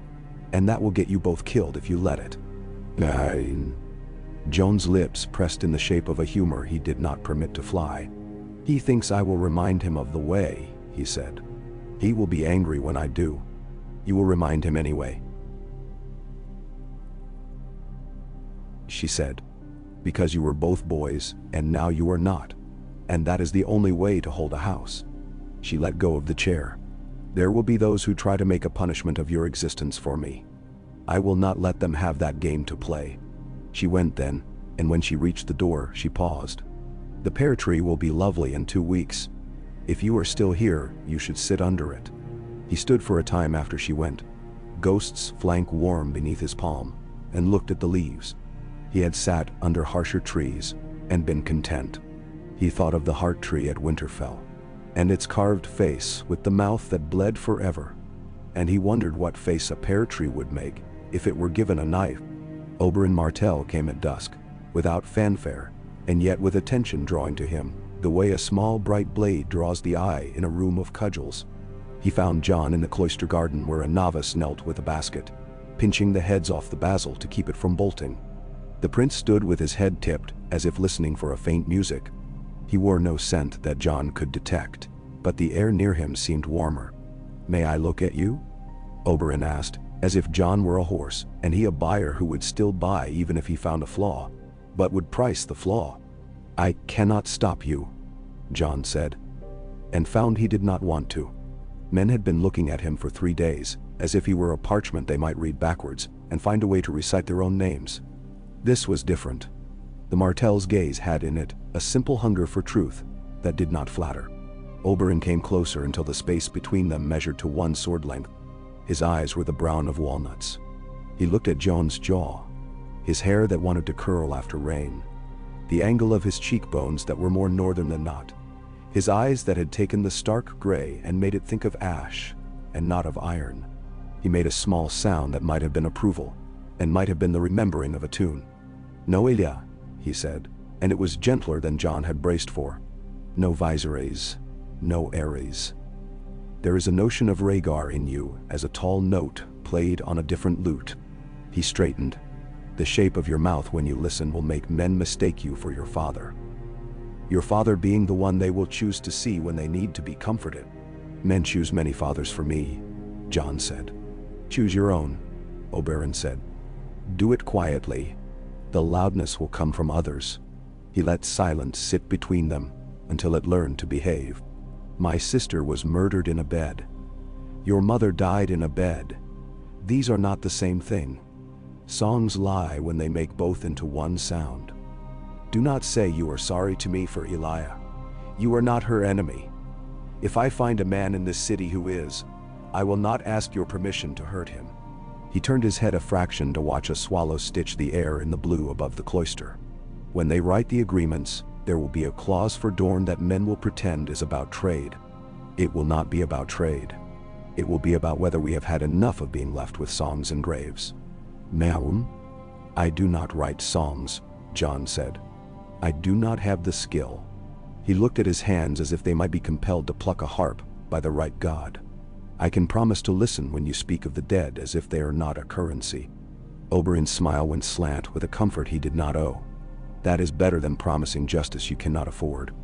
But bring me the man who ordered my sister's death, and I will call you prince and mean it." He left on that, because he understood how to take his leave, as if it were a jewel, and the man could spend it later.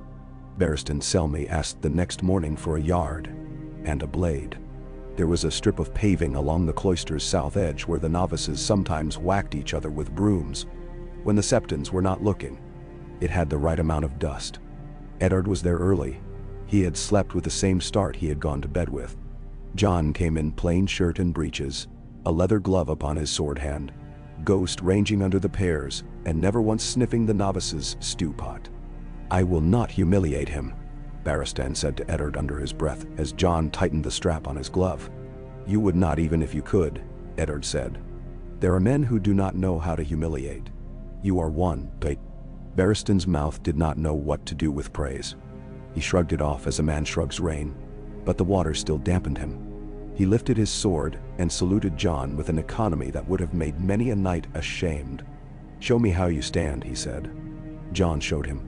He planted his feet as he had been taught in a yard where snow packed underfoot, and a man first learned how to listen to it. He raised his blade in a guard that was not pretty and had no vanity. He made himself smaller than he was, not to hide but to keep from presenting too much to a blow. "You have not wasted your lessons," Barristan said, and then they began. There are fights that feel like other men's dreams. There are fights that feel like work. This was work, the good kind, where breath becomes a bellows and the body remembers a song with nothing to do with glory. Barristan moved as if his joints had been made new that morning. Jon met him with the generosity of youth and made corrections in his spine when the old man said, "Here and there and again." Eddard watched and did not think of the men he had killed or those he had failed to save. He thought of all the mornings in the Winterfell yard when a boy with a bastard's name had learned to keep his anger in his blade and not in his shoulders.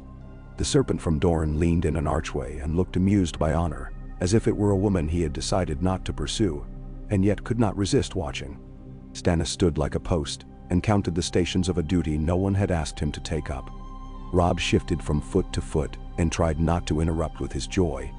Once, Barristan turned his head very slightly and said without looking away from Jon's sword, "Your father's wrists were so strong he would unwire a sword in a man's hand without breaking the man's arm.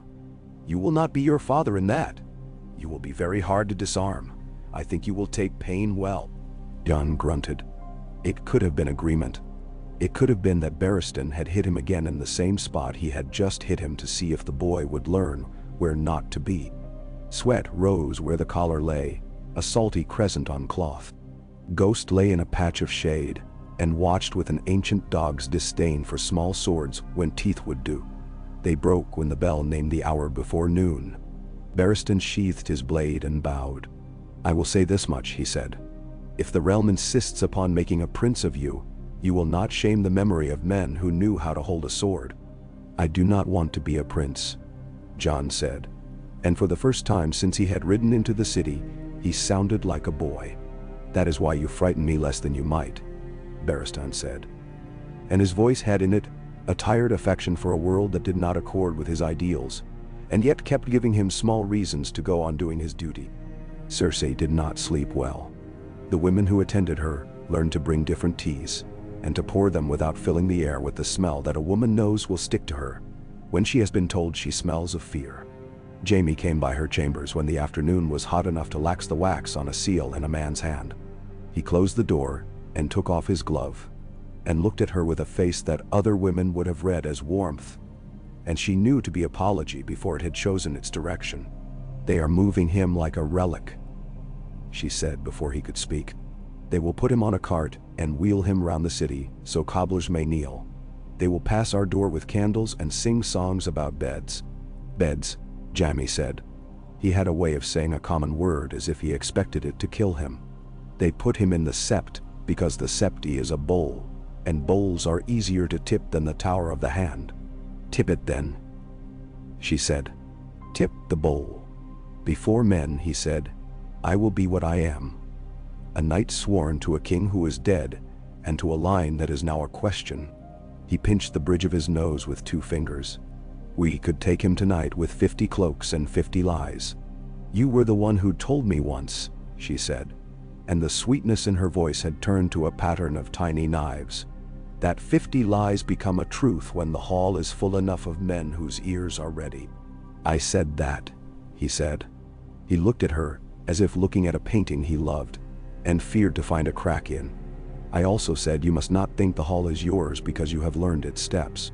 She rose and came close enough to put her hand upon the cool of his breastplate, where a sun found it, and made it brightness. "I love our children,"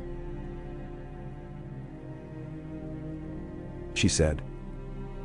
And she meant it with a force that would have moved any god that had a heart. "I will not see them made into nothing, because a man from the north has decided that his sister's last words are the law." Jaime's mouth made a shape that might have been sorrow. It did not hold. "You should have left years ago," he said, and smiled because the word should is the favorite toy of men who think politeness is a substitute for courage. There will be a moment, he added at the door, when you think you can cut Ned Stark in half with your tongue. It will not be that moment. He is better at being immovable than you are at being irresistible. He slipped out, his glove under his arm, and the corridor took him like a throat swallowing. Varys came to Petyr Baelish in a room where the walls had been painted pink once, and the pink had faded into the suggestion of a blush. They exchanged the smiles that men who are not friends grant each other like coin. Varys had a sweet in his hand, and placed it upon Petyr's desk, as if he were leaving a small debtor in his care. "The boy looks well in the light," he observed. "It is a dangerous thing, light. It can make old lies look like truth and new truths look like sacrilege." "Light makes coin shine," Petyr said, and he turned the sweet with one finger and did not eat it. "You have your birds in the rafters of the sept?" "The faith is full of rafters," Varys said, "and feathers, and men who will tell me for one egg what they would tell their gods for three." He leaned against the casement with a weight that would leave no mark. "The city will not tolerate much more suspense. Suspense is for theaters. The city needs bread and certainty. It may accept a lie if the lie is close enough to the truth. Men think they have saved in their pockets since last war." "Ben sir. What truth is that?" Petyr asked mildly, looking into a small mirror so that he might watch Varys' face and his own in one glance. "A habit that had saved him once when a man had moved behind him with a knife in a doorway, and he had seen the knife in the reflection and said a clever thing and not been killed. That they are safe so long as the blood that sits upon the throne is not too like the blood that burned their fathers' granaries," Varys said. "If the boy turns out to be kind and quiet and fond of puppies, they will be content. If he is proud and dreamy and fond of harps, they will be less so. Then it is fortunate the boy is fond of wolves," Petyr said. "Wolves are bad at harps. Wolves are very good at finding meat where men have hidden it," Varys said. And before Petyr could turn that into a jest, he added, "Janos Slynt has been speaking with men whose clothes are too fine for the kind of conjugal discontent they have described to him." Petyr's mouth smiled. "Janos likes to be paid twice," he said. "Once by the man who wants a thing, once by the man who will profit from that thing. A talent to cultivate, a talent to prune," Varys said. "Gold cloaks look poorly in blood. It clashes." He made a little mow and tapped his lips. "You will advise the hand?" "I will advise the hand to keep his men from pissing in alleys where pikes find shadows," Petyr said. "He will thank me with the sort of northern nod that would have been a kiss if gods had given northerners lips that knew how." That night ghosts moved through stone. They were not the shades of kings or the smoke of burned dragons. They were men trained to be not men, who wore the color of the city's narrowest streets and had knives that preferred collarbone to coin purses. They were 4, not 50, for whoever directed them knew the difference between a raid and a murder. One took the outer door where a novice slept and dreamed of cakes. Another took the garden where basil heads lay bleeding green. One climbed like a shadow along cloister pillars, and one waited at the corner nearest the stair to the claimant's chamber with eyes that had learned to see in unlit kitchens. The faith is old. Old things develop small defenses that newer things forget to look for, because newer things have been told that they are quicker and stronger and more modern, and have therefore earned the right not to learn the habits of dust. A septa who had scrubbed those same steps for 20 years came out into the cloister at the moment the man upon the pillar put his hand where a pigeon had left the same white every morning and hissed a curse between his teeth. She made the sign of the mother over him as if he were a child who had spilled milk. He froze, because there is a power in being made a child, when you wear a mask meant to make you a wolf. That heartbeat's freeze was all that ghost required. He was upon the man before the silence had time to choose its shape, and he made of the man's throat a red that showed its own understanding of sanctuaries. The novice at the outer door woke from his cake to discover that his hands had learned to ring a bell without his consent. The one in the garden fell over a tub and rebounded with a clatter that made 100 small hands seize for a god they had not planned to test. The man at the stair thrust forward into the claimant's chamber with a speed that was the honesty of desperation, and found a blade there already, and a boy at the end of the blade whose face did not ask questions because later was when questions belong. Jon drove Needle, not Arius. Not that slender Brevosi sliver, but the longer, northern true iron he had honed himself, up and away to make ribs into a problem. The man recoiled as men do when asked a question by steel. He lunged again because there are men whose lives have taught them no other shape of answer. The second stroke belonged to Jory Castle, who appeared behind him in the doorway, the way winter appears upon a lake. Quiet, certain, and making everything firmer by its simple presence. Jory's blade did not ask. It told. The third stroke was a mistake made by a man who had not recognized the fact that his life was over. The fourth was a mercy given because Catelyn Stark stepped into the corridor and saw what she saw and said a name that was not the name of any god, but belonged to the boy she had spoken to that afternoon, and Jon turned his wrist in such a way that the man died quicker than he would have for any other's voice. After, there was blood in the herbs, and a novice sat down very carefully upon a stool and said, "I have never seen a wolf up close," and then remembered to be sick. Eddard came in, sword naked in his hand, not because his mind had told him to, but because his body had, and when he saw the shape of the thing, the man upon the floor, the dead on the cloister stone, the bell continuing to insist upon itself, he said nothing for a time, for fear words would make it a story, and stories were what Cersei drank for breakfast. Stannis arrived with 2 gold cloaks, who had the look of men who did not want to be thought gold cloaks in any report of this night. He examined the dead with a distaste that had more to do with the failure of method than with the gore. "4," he said. "It will not be 4 next time." "It will not be next time," Eddard said. Stannis' eyes flicked. "You cannot make that kind of promise." "I can," Eddard said. "I can promise the attempt." He looked to Jory, who stood with his jaw clenched against a tremble that wanted to take his hands. "Find Janos Slynt," Eddard said. "Wake him if he sleeps.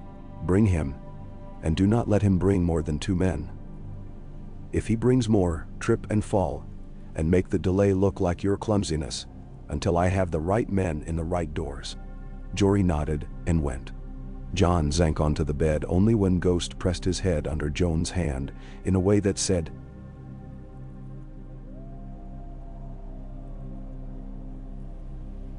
blood had spattered the boy's forearm. He had not noticed. He looked at the pear tree outside the window and found himself thinking absurdly of Catelyn's voice, telling him it would be lovely in 2 weeks. And that thought steadied him more than the presence of any man in the room, because it was a thought with a future in it.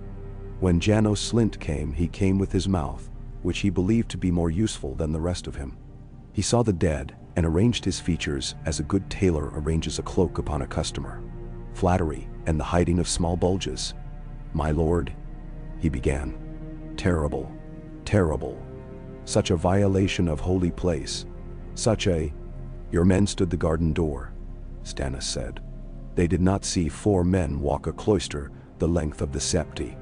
"It is a big cloister," Slynt said, then realized what his mouth had done and tried to arrange his expression as if he had been misquoted by his own lips. "I mean to say—" "You mean to say gold stands out poorly in the dark," Eddard said. "Perhaps it would serve the city to have iron for a night or 2. He stepped closer until the onion reek of Slynt's last meal had nowhere to go but into his own patience. "You will double the watch, and you will have the number of your men who are within half a mile of the sept, unless they are named to a list.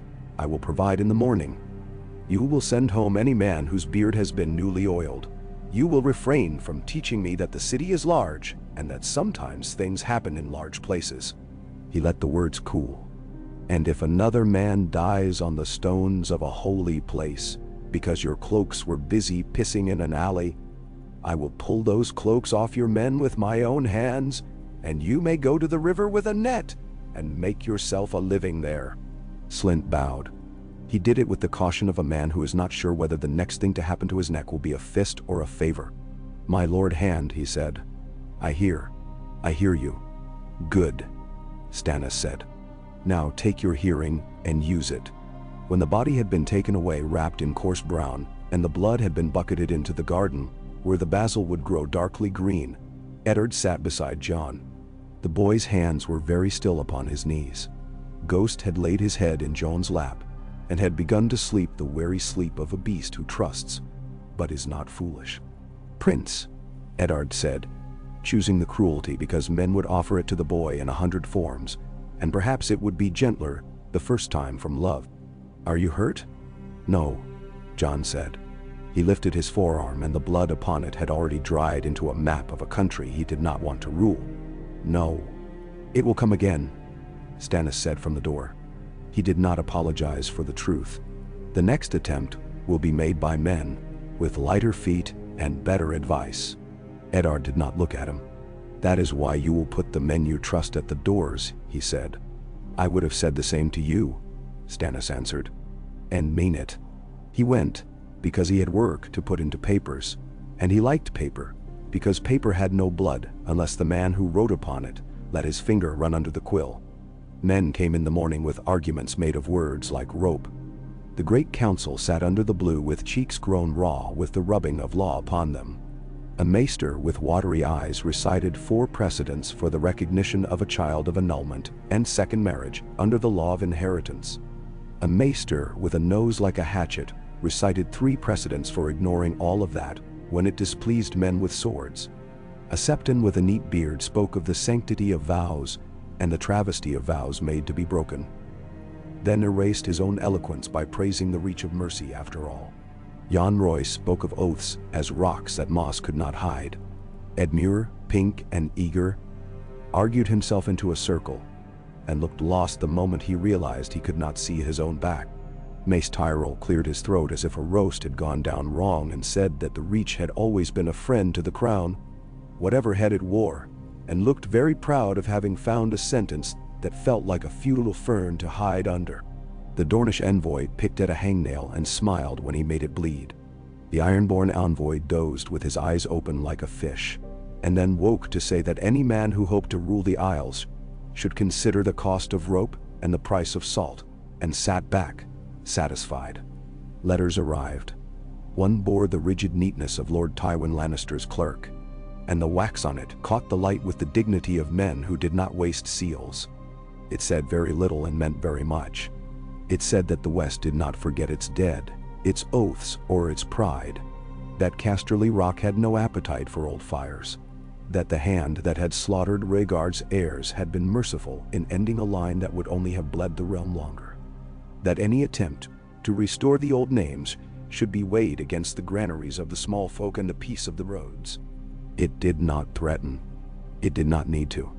It simply existed, and in existing bent the air around it. Varys found Eddard leaning over that letter in the chamber off the sept where scribes drank wine from cups too big for their hands.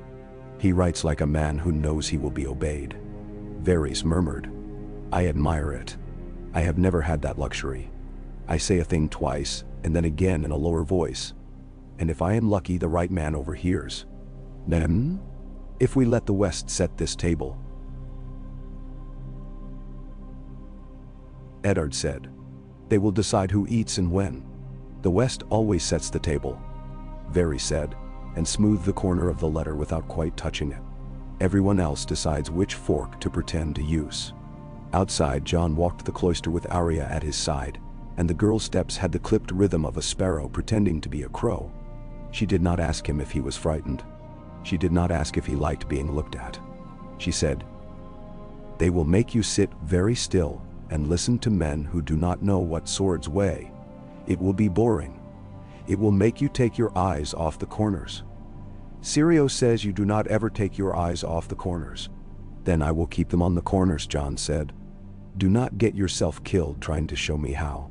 He glanced down at her and allowed himself a small conspirator's smile. "You still have your needle." "Always," she said. "Septa Mordain scolds me when she finds it. She thinks I will trip and stab myself. She thinks women do that sort of thing, fall upon their own steel. Sometimes they must." She said it with a simplicity that had in it the ache of someone who has already decided how she will not die. Sansa stood in the shadow of a pillar and watched her sister with a face that imitation had made into something like serenity, and fear had barely cracked. Cersei found her there because Cersei knew where girls who had been told to behave went.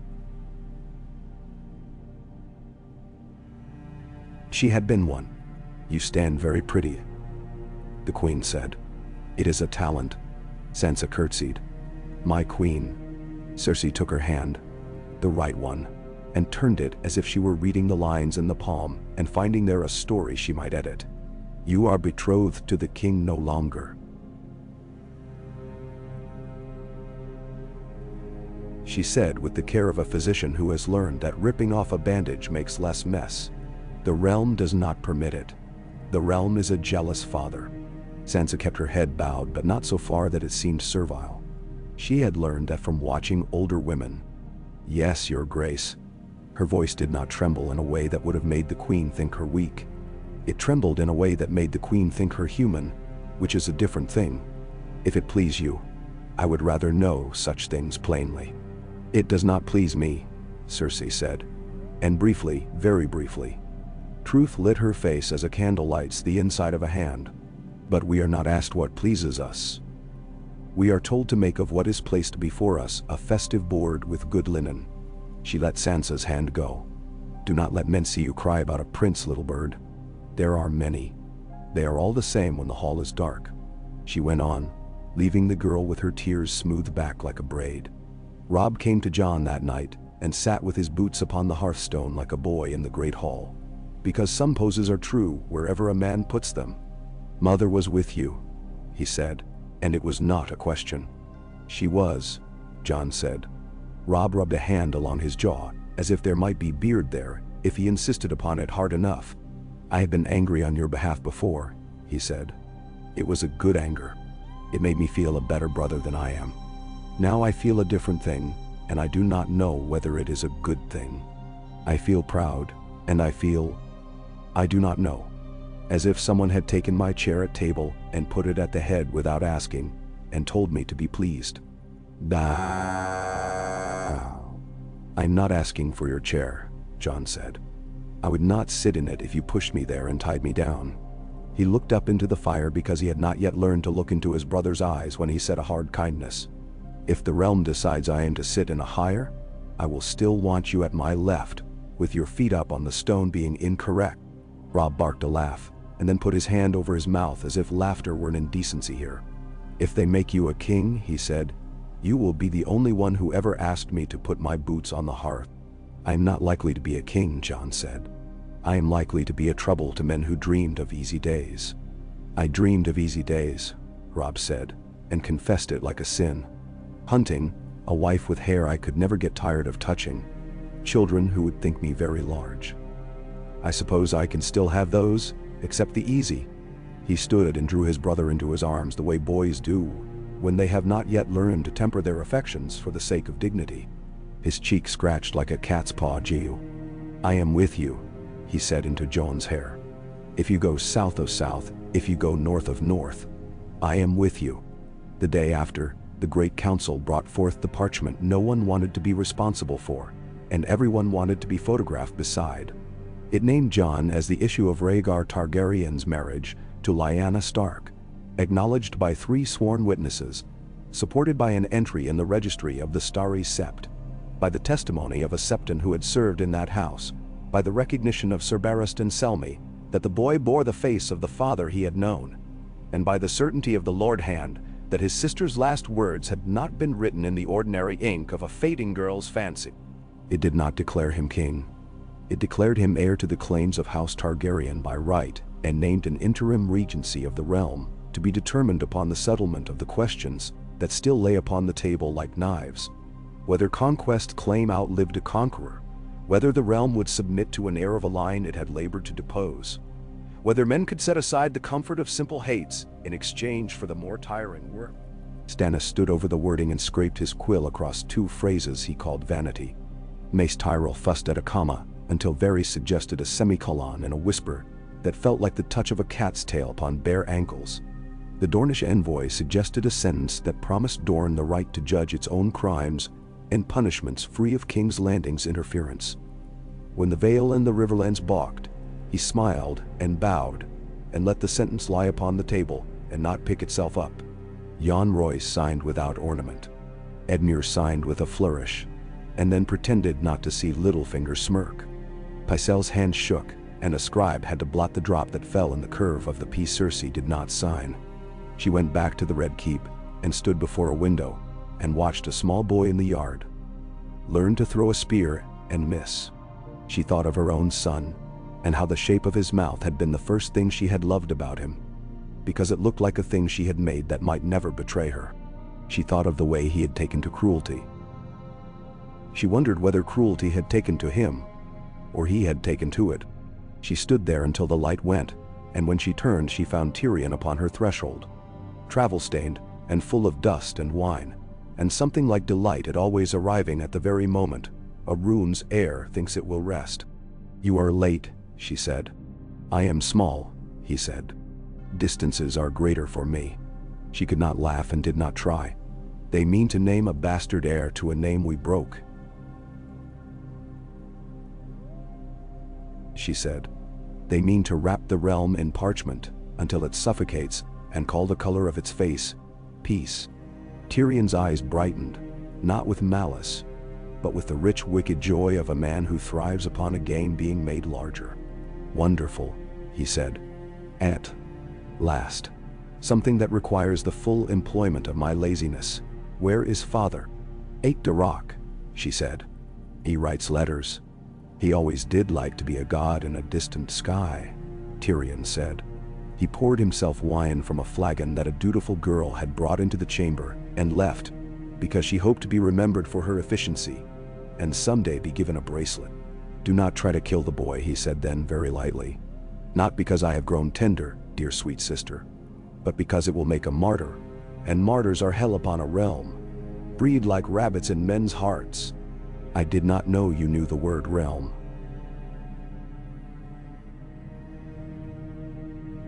she said. "I learned it from books," he said. "Books teach you that things exist without your permission. It is why you hate them." He drank and looked into his cup as if the red there might be a future he could live with. "How old is the boy?" "Old enough to be dangerous," she said. "Young enough to be loved." "That is the most dangerous age," Targaryen said, and sighed with theatrical holiness. "Well then, let us see whether Stannis can strangle us all with statutes while we watch." The Iron Throne sat, as it had always sat. Badly, a thing that had never been meant to hold the weight it had been given. Eddard stood before it one late afternoon when the hall lay empty, except for a boy sweeping, and a man sleeping off a wine in a corner that he had learned to claim without being beaten. He looked upon the blades and thought of men who had held them before they became useless ornament. He thought of the heat that had made them bend when they were forced into this ugliness, and of the man who had ordered it done. He thought of the fact that no one sat upon it now without nicking himself. He allowed himself to consider that this might be a wisdom in the world that did not require gods to have provided it, that men should bleed when they took upon themselves the right to decide how others would live. Varys came like a cool breeze in a room that had gone stale. "You are very dramatic when you stand alone," he said. "The hall enjoys it." "I was not performing for the hall," Eddard said. "No," Varys said. "You were performing for yourself. That can be the only audience that matters." "I have performed for the dead too often," Eddard said. "They are a poor audience. They never clap." "Then so." Varys's eyes went briefly genuine. "They are very honest," he said.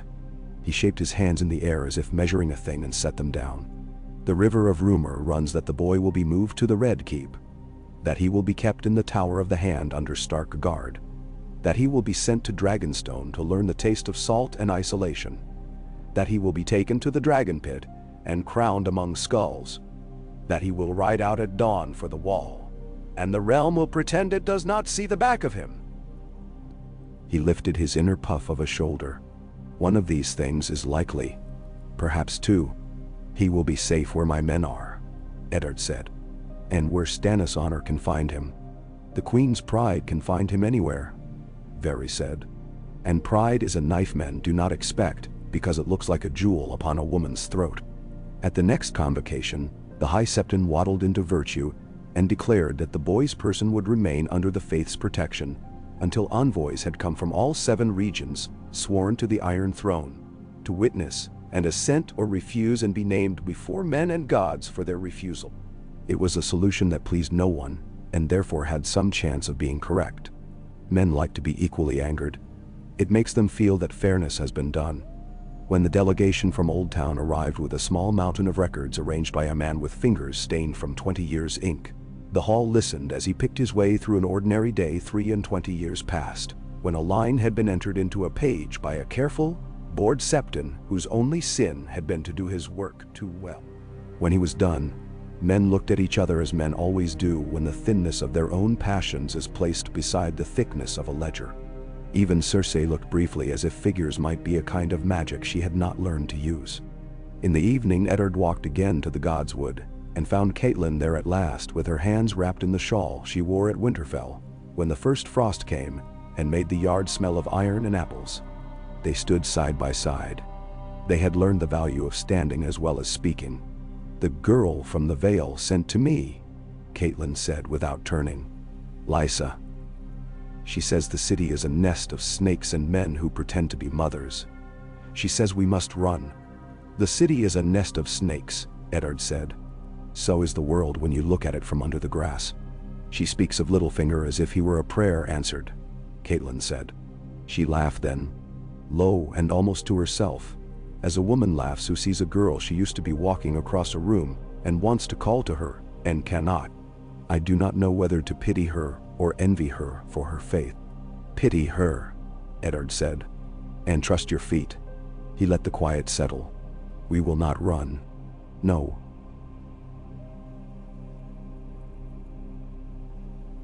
She said, "We will stand as the trees stand. We will bend and we will not break. And if we break, we will do it in a way that makes it hard for men to forget what they have done." He took her hand. There, in that small community of trunks and leaves and water, because he could. In the city, sometimes the only power a man had lay in the kindness he could offer without having to ask anyone's permission. In the days that followed, the realm began to accept the existence of a boy with two names. Children played at him in the street. In one alley they put a puppy beside a broom handle and called it a direwolf and made it knock over a clay prince who was ajar.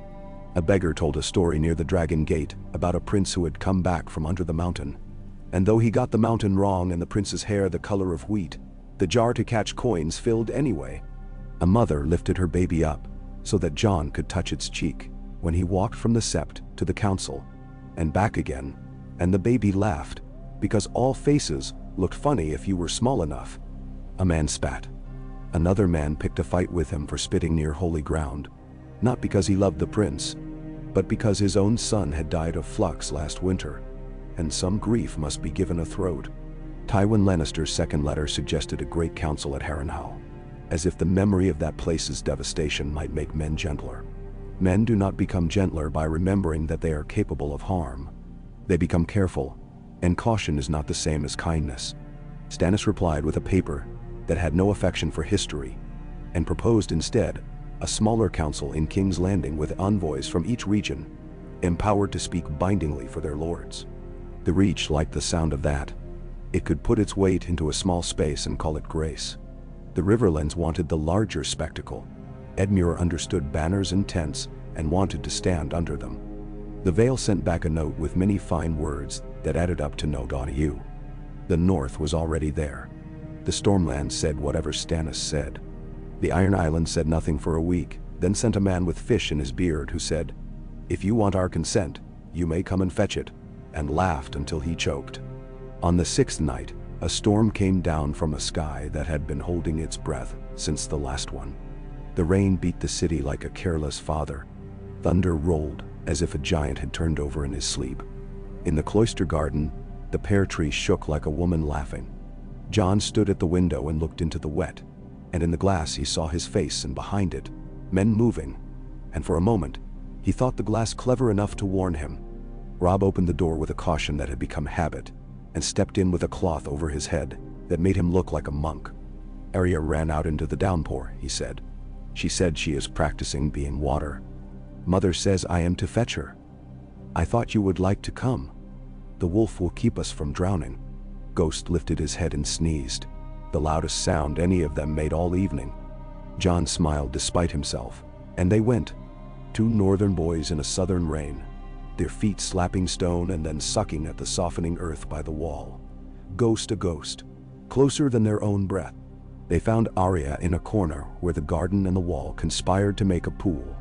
She had her hair plastered to her skull and her arms stretched, and she was indeed practicing being water, bending and rising, allowing the rain to decide the shape of her for a heartbeat, and then taking herself back. When she saw them, she grinned, and the grin broke the water upon her lips. "Syrio says to watch the fall," she said. "He says water teaches men who think they must always stand up straight." "Come," Robb said. "Mother worries." "She always worries," Arya said, and made it a benediction instead of a complaint. She went with them then, running and slipping, Ghost flicking rain from his coat and looking disgusted at himself for not being above weather. Later, when the storm had moved on and left the city scraped clean and smelling of its own stone, Eddard found a small folded paper under his door. He knew the hand before he had unfolded it, not because it had a true distinctness, but because it had a practiced lack of it that honest men never learn.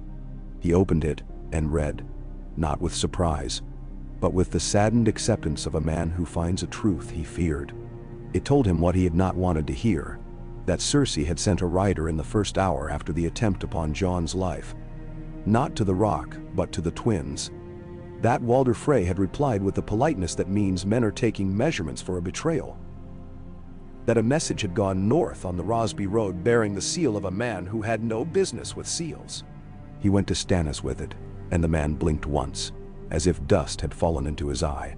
"Then we must move," Stannis said, because Stannis' solution for all painful truths was movement.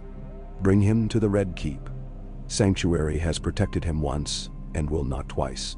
The faith is a sieve. The keep is a wall." "Bender." Eddard hesitated. He had not wanted to give the queen the comfort of having the boy inside the dragon's mouth. Yet the attempt in a holy place had taught him what kind of men he faced. Men who would use a god's eye for a mirror if it helped them shave their own chins better. "Tonight then," he said. They went at dusk, when lamps had been lit and the rain had left the streets shining. The procession was smaller. Fewer candles, more steel. The gold cloaks were outwardly helpful, inwardly sullen. Janos Slynt smiled twice, when men were looking, and did not smile when they were not. The city watched with the curious quiet that comes over a crowd that senses history and does not want to scare it away by shouting.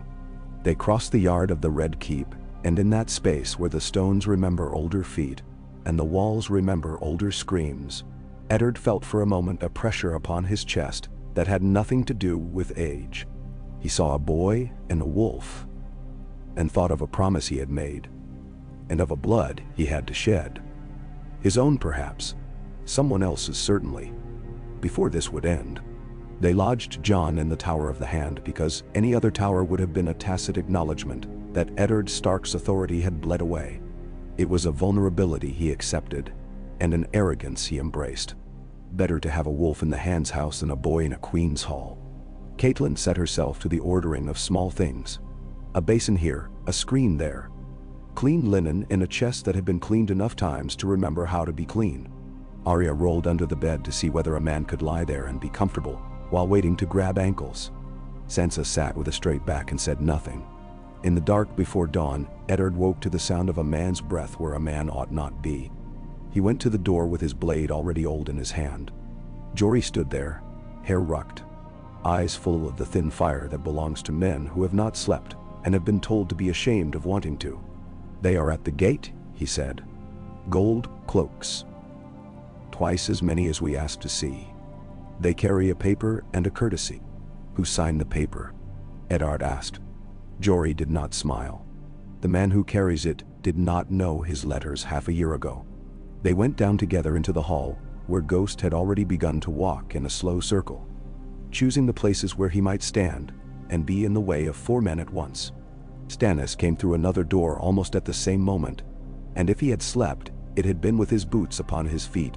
Ser Barristan appeared with his white cloak settling, and in his eyes the quiet of a man who had made an inventory of his strength and found it as adequate as ever it would be.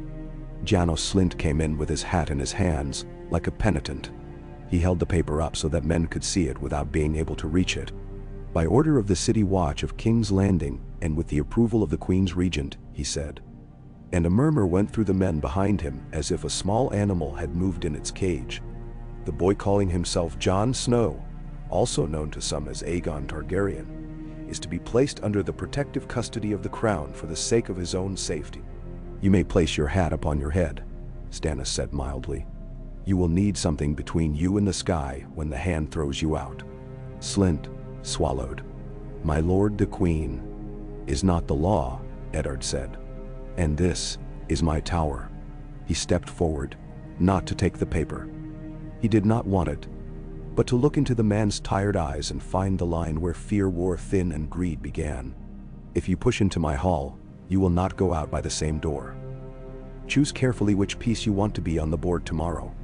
It is the last choice you will get to make alone. One of the gold cloaks behind Slynt shifted his weight. He was young, and his thumb worried the rim of his shield, like a boy who has learned a trick with a coin and is not yet bored by it. Barristan turned his head so fractionally that an old soldier would not have noticed. Jon came to the top of the stairs then and stood with Ghost, and if he felt fear he kept it at heel with the wolf, a quiet thing that would take a man's throat only when called. Go back to your lady, Eddard said without looking up. This will be settled below words. I would hear the words, Jon said, and went down 3 steps so that men could see him and therefore be less likely to throw a spear and call it accident. Slynt looked at him, at the boy's plain shirt, at the wolf, at the men flanking him who did not look grand but looked sure, and he made a small calculation with his lips and his hat and his future. We withdraw, he said. For the sake of the peace, we withdraw. He backed out with an absurd, crabbed grace, stumbling over a threshold he had crossed without noticing. The men behind him eddied, then followed, not because they had been given an order they respected, but because they had remembered that their own bodies liked living more than their officers liked being obeyed. When the door had shut and the sound of men leaving had faded like a tide, Stannis let his breath go loudly enough for men to hear. It was his version of a smile. We will write 3 more papers today, he said. 1 to the city watch, 1 to the queen, 1 to the realm. We will name what is law and what is not, and we will set a day for the envoys to sit. Then, we will also move the boy again, Eddard said. And Stannis opened his mouth, and Eddard said, not to the Septi, to a place where the queen's courtesies cannot reach, to the ruins above the armory where the Night's Watch stays when they come south to ask for bread and be mocked for their black. He put his hand briefly upon Jon's shoulder. Men forget those runes until they need them. That night, while scribes drew lines and measured margins, and made the slow labor of order lie still, Eddard walked with Barristan along a passage that smelled of oil and old iron. The old knight told him a story about a time when he had refused to stand aside for a king's whim, and had not been killed for it, only because the king had grown tired and wanted wine. Rhaegar would have liked your boy, Barristan said without any ceremonial flourish. He would have tried to make a song of him. It would have been a poor song. He was better at playing than at making. He paused, as if the admission cost him. But he knew the difference between a good man and a fine horse. Your boy is a good man, as much as any boy can be one. Eddard did not allow the warmth that came to his chest to become a weakness in his voice. He will need men who know how to stand next to goodness without trying to improve it. Barristan's mouth twitched. We are a rare breed, he said. We are all tired. We must be very stubborn. Jon slept for the first time in days without waking at every sound. Ghost kept the waking for him. The wolf's ears turned like small sails when the wind changed outside and then settled. The rooms above the armory had been made for men who had learned to love discomfort because it meant their lives were simple. A bed, a chest, a peg. He lay on his back and looked at the low ceiling and imagined he saw above it the long northern night and the ribs of the world arched like a great beast. He thought of words men had put in his mouth and felt them dissolve like hard candy. He thought of his brother's laugh and his sister's frown and the way Catelyn had held herself together like a ship at anchor. He whispered a prayer to the old gods, not because he was pious, but because he had seen trees keep secrets better than men. In the morning he went down to the yard and found Arya there with Syrio Forel, making the air interesting with his hands. The Bravosi bowed with the insolence of a prince who had traded his birthright for a fence made of wood. Ah, Sirio said. The boy who is a boy and a prince without being a prince. Men who are two things are dangerous. Ask any woman. He showed John a step that belonged to water and not to land. And John learned it more quickly than Sirio had expected. You listen, Sirio said approvingly. Many watch. Few listen. Eddard watched from the colonnade and felt his heart settle for the length of a cup of tea. He would take the length of a sip these days. He would be glad for any calm the gods threw down as a bone. The envoys from the north and the riverlands and the stormlands met under the blue again, and this time the High Septon declared that a date had been set. 21 days. 21 days in which the realm would pretend to go about its business while counting. 21 days for men to measure each other's pride and women to decide what to pack. If they must flee, and children to decide which prince they would be in their games. And for bakers to learn to make dragon-shaped loaves, and for butchers to practice cutting thicker slices, for men who might soon be soldiers. Letters flew. Promises were made in words that might as well have been smoke. In the street of steel, a man hammered a gorget for a neck that might be cut before the gorget could be buckled. In the street of sisters, a whore told a man a story about a boy with a wolf. And the man cried, and she held him because it was part of the service, and because she could not help herself, when a man cried only a little, and did not try to hide it. In the Tower of the Hand, Eddard set his seal to one more page. He looked out at the city that had begun to hold its breath again, and thought, not for the first time, of the quiet in the Godswood at Winterfell, where a leaf can fall, and a man hear it as if it were a word said into his ear. He thought of the men who would move at the first word, and of those who would wait for the second. He thought of the boy asleep above the armory, and of the line between his bed and the beds of 1,000 other boys, whose lives would change because someone in a hall chose a word and not another. Night came. It came with another thin rain that the city shrugged off. It came with a rat in a cupboard and a sigh under a door, and the sound of two lovers trying, with poor success, to be quiet.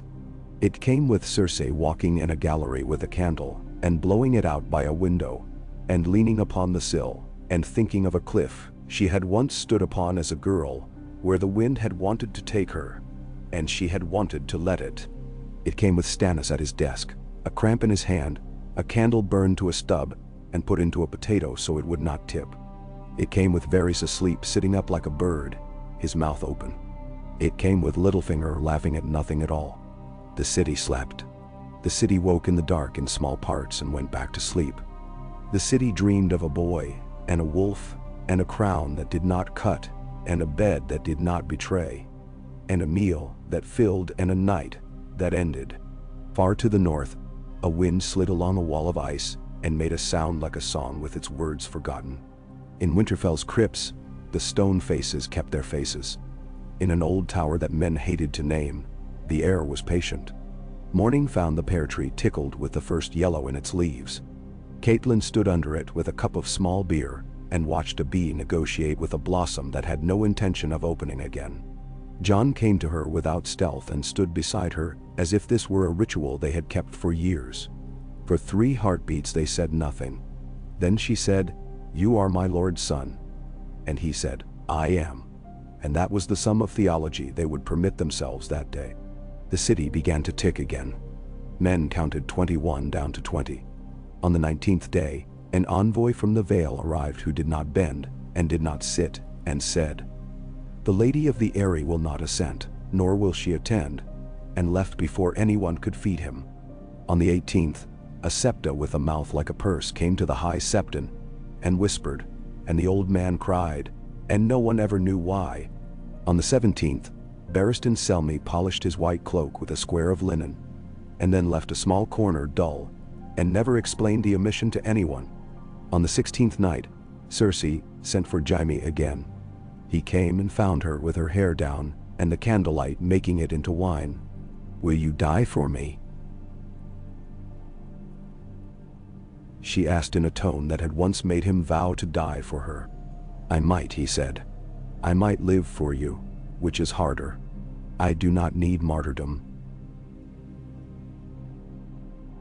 She said, "I need victory."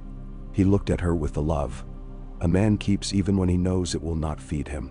The trouble with victory, he said, is that the game does not end when you place the last piece. Someone always brings a different board. He leaned his head against the window and felt the cold there.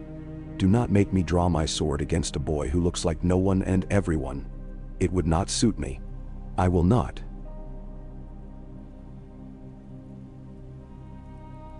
She said, I will simply see to it that the board is missing when he reaches for it. On the 15th day, a raven from the rock arrived with a single line that might have been more dangerous for being short. Lord Tywin would not attend, but his son would. Tyrion Lannister presented himself to the great council with his hands open, his smile small, his eyes bright, and his short legs bringing him exactly to the place where he would be heard and not seen too much. He asked clever questions. He suggested a chair for Jon to sit upon that would not make him look either too large or too small. He ate a pear and made the High Septon laugh at a joke about candles. He left men unsure whether he was on their side and content to be unsure for once. On the 14th day, Arya found a cat with only one ear and named it Lord Whiskers and declared that it was now a sworn brother of the Night's Watch and must take no wife and wear no crowns and father no kittens. Jon laughed until the sound brought a tear to his own eye. Eddard watched his children play at vows that men broke and wondered whether words had any meaning at all, outside the mouths that were brave enough to carry them to their graves. 21 days became 7. The city grew quiet with the quiet that true storms bring. The great septi was scrubbed as if gods cared for floors. The Red Keep's banners were shaken and rehung. Men who had planned to draw knives in galleries changed their minds and put their knives in loaves instead to send bread to soldiers who might be theirs. In the yard above the armory, Jon sat with Ghost's head upon his knee and counted backwards and forwards, and then stopped counting. He closed his eyes and spoke to the gods who had never yet answered him, and told them nothing except that he would stand. He would stand and be how he was, and let the realm do what realms do. Crush, lift, sing, starve. He would not bow to a story. When dawn came on the day, the envoys would sit and say aye or no. The bells of the sept began early, as if an old man had woken before his body wanted to, and thought to temper the day with obedience. The sky had the thin white of a woman's linen. Eddard took up his cloak and his blade, and the case that had been a burden, and had become a tool, and went down to the yard. His men were already there.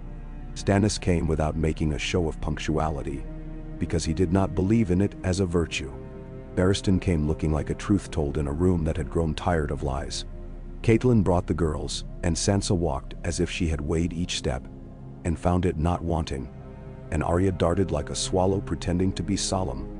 They crossed to the sept through a city that watched them the way a dog watches a man carry meat he will not be given, respectful, sorrowful, and full of attention. The doors opened. The light poured. The hall filled without seeming to. Men took their seats and called themselves patient. The High Septon blessed them with words that had been used too often, and therefore could not be held responsible for what they failed to do. Eddard stood.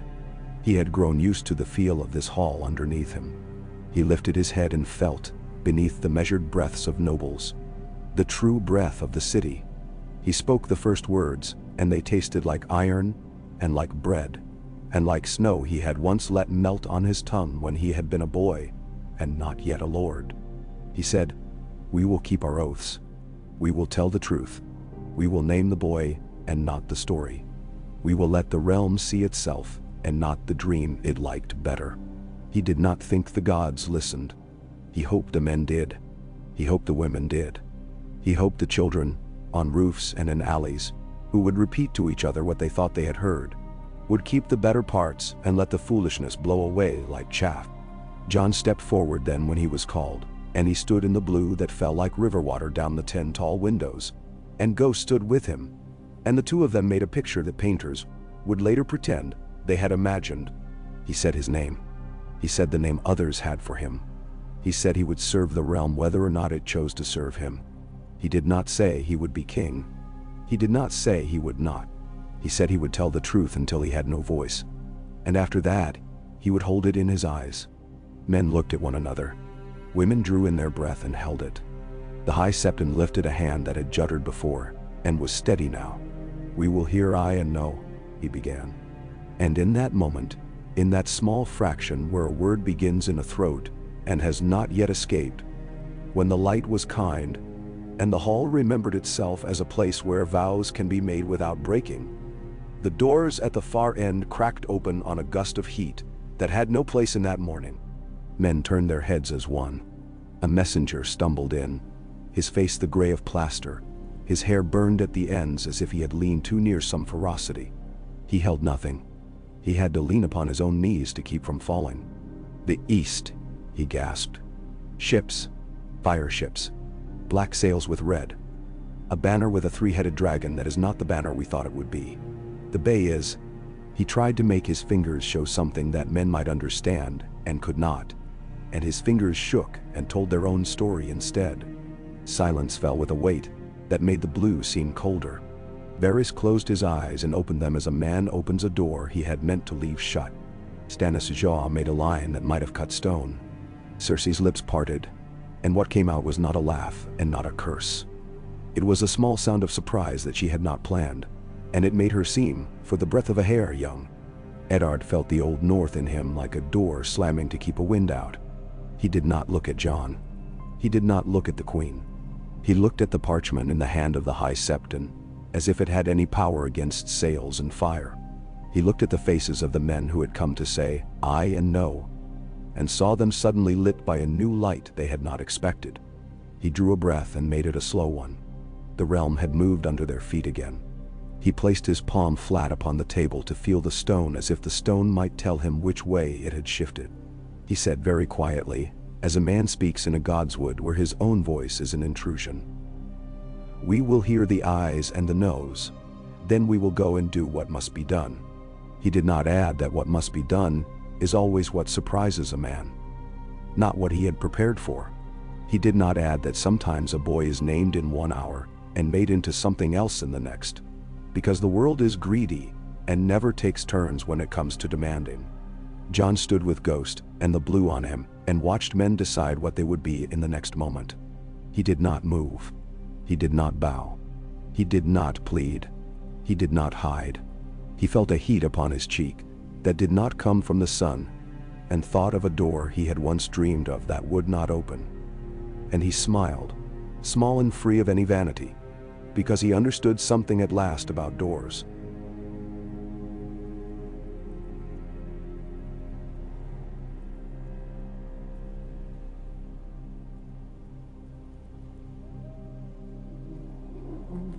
Sometimes they are only there to teach you about walls. The bells began to strike. The city outside tilted its ear. Inside, the first eye came, and then a no, and then another eye, and then the river of words that men think will carry them to a calmer bank. Eddard kept his hand upon the stone, and his eyes upon the boy, and the wolf, and when he finally let his breath go, it came out like winter coming into a room where there is a fire and a meal, and a promise that has not yet been broken.